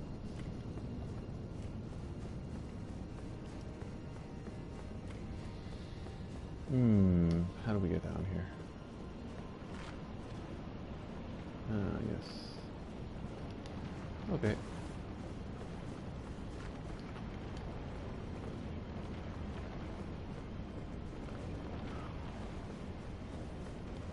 Doing alright. Oh, I've been over there and picked up the item. Good. The upper level might not yet be explored. The level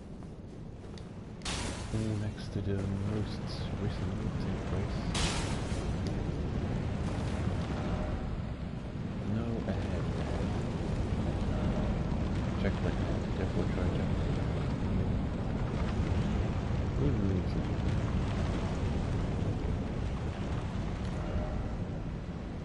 Stone astrolabe ahead.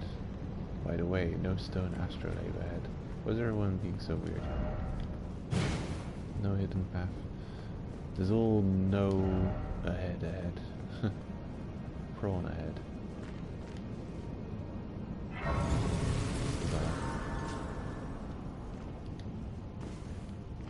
But hey, grace. That's good.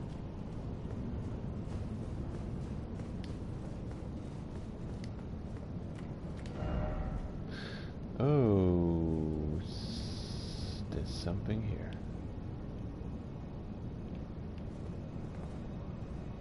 Huh. And a gold summon sign. Oh, look at that weapon. Yeah, I'm not gonna still do this today. I'm closing off ever so shortly. So good. This challenge will be for next time. Dragon Temple Transept. Dragon Temple. Is there really that distance between them? And I head back up to the Dragon Temple and explore that upper level a little bit. I feel like I've forgotten something up there.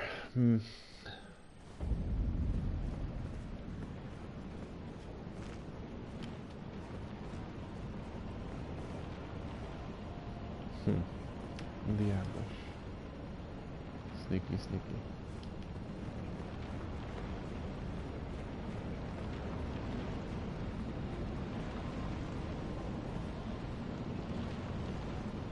Oh. Okay. Ah. Oh, how do you get there? Ah, just around here. Okay. No problem.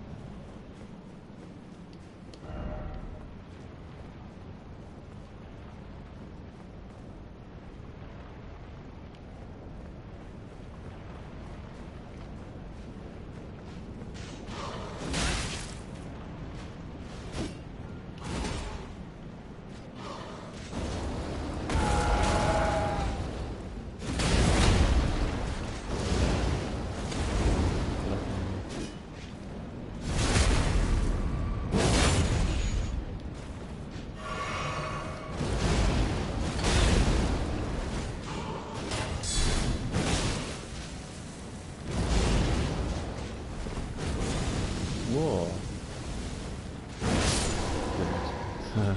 Dragon breath.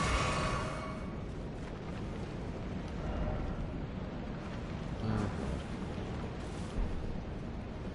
Such amazing messages. Help me, oh help me. Strong foe ahead. Ooh. Ah.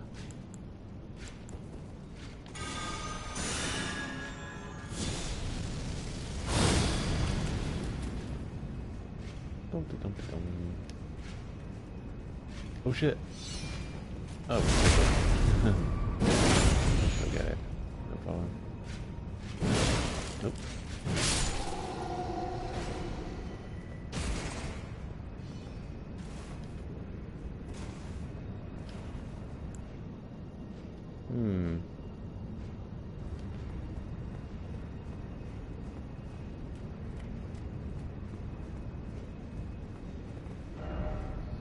You don't have the right, oh you don't have the right, etc, etc. Precious item ahead, therefore jumping required ahead. Visions of despair. Okay. Well, this just looks like the upper... no. Huh. Curious. Yeah. This is...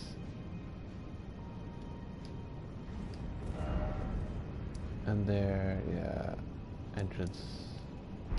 I got a feeling this is the same room as that boss approach from earlier. It's probably a good idea to summon that golden sign from below. Time for rage. Jumping.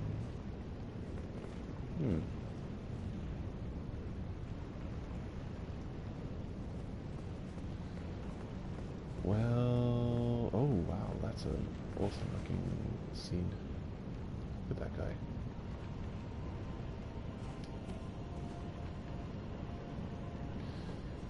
surrounded in god rays. Let's see. I'm gonna backtrack just a minute and check how we got here. Right. The grace is right here. Yep. This is also a place that needs exploring. So I've got a upper grace and a lower grace, both of which I can continue exploring and checking out. Ooh. Boss ahead. Ah. Are there just multiple approaches? First off, help me. Oh, look at this. It's the same one. So you can approach this room from like a bunch of different locations. How strange. Because this is the same summon sign we saw a second ago. Is this also... I'm not even stepping foot into this room, because the moment I do, I bet you it's a boss room. And the boss fog will prevent me from getting out. And then these 130,000 souls will be locked inside. I'm probably going to farm up to the next level and knock that off my... to farm soul counter, with lost souls.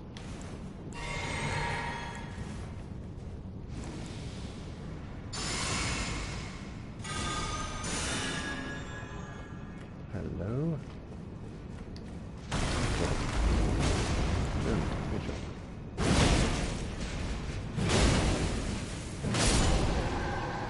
Never stood a chance.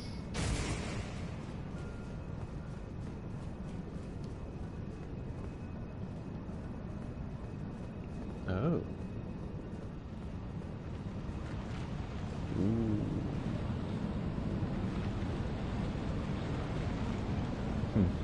You're good.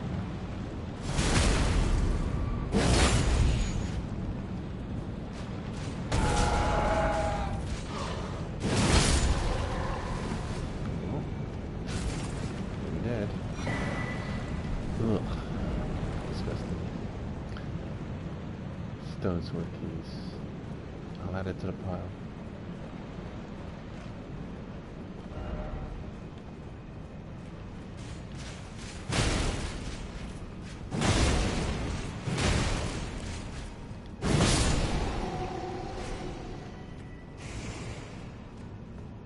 Hey, we're at the other side now. Dragon Wings. Right. Okay. Very good. Oh. Oh. What a location. Oh, look at that. Oh, damn. Yeah, there's some kind of boss over there. Ooh. How do you get there?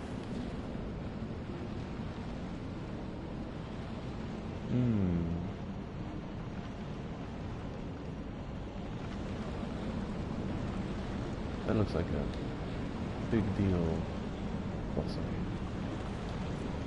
Chinese.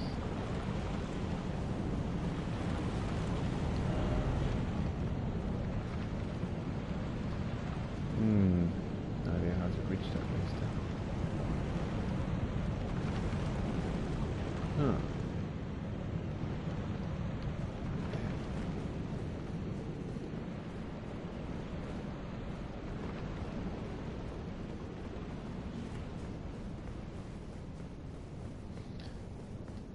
Okay, let's check down here first.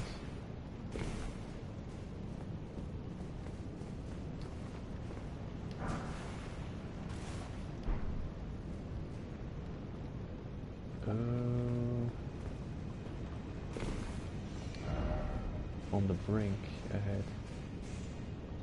Huh. Oh no.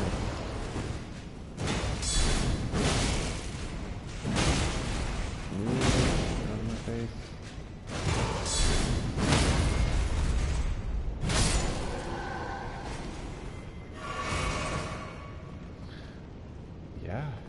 can get there somehow.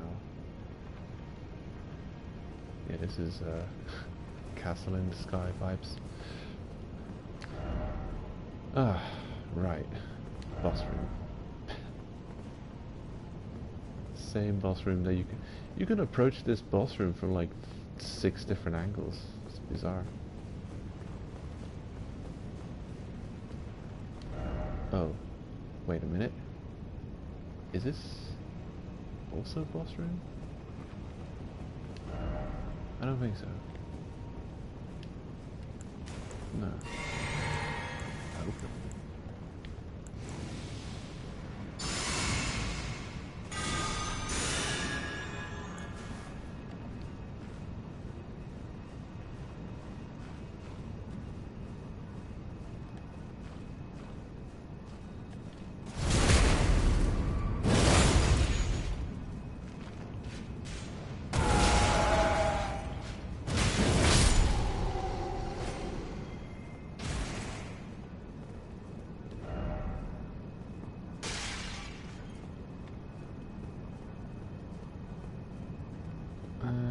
This is not boss room.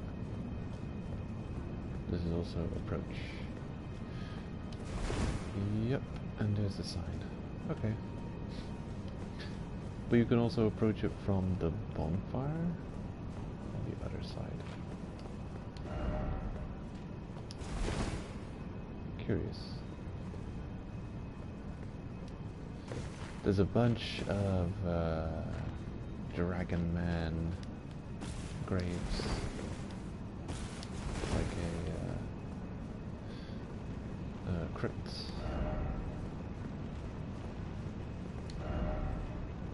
Don't be there.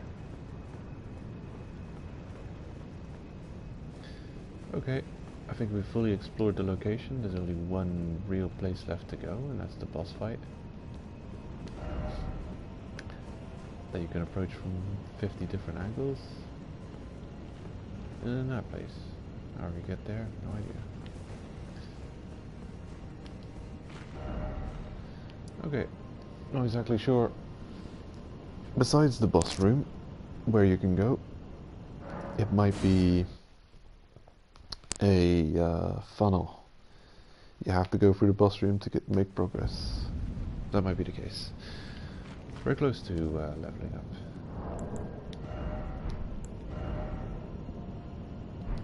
$40,000 more souls. Right. Probably farm that up between streams. And gain another level. Only need 2 more levels of strength. Then I can level HP finally. Well, it's about time.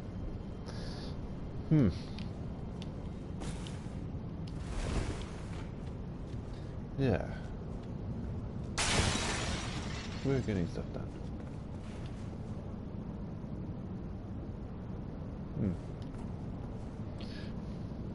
It's been good.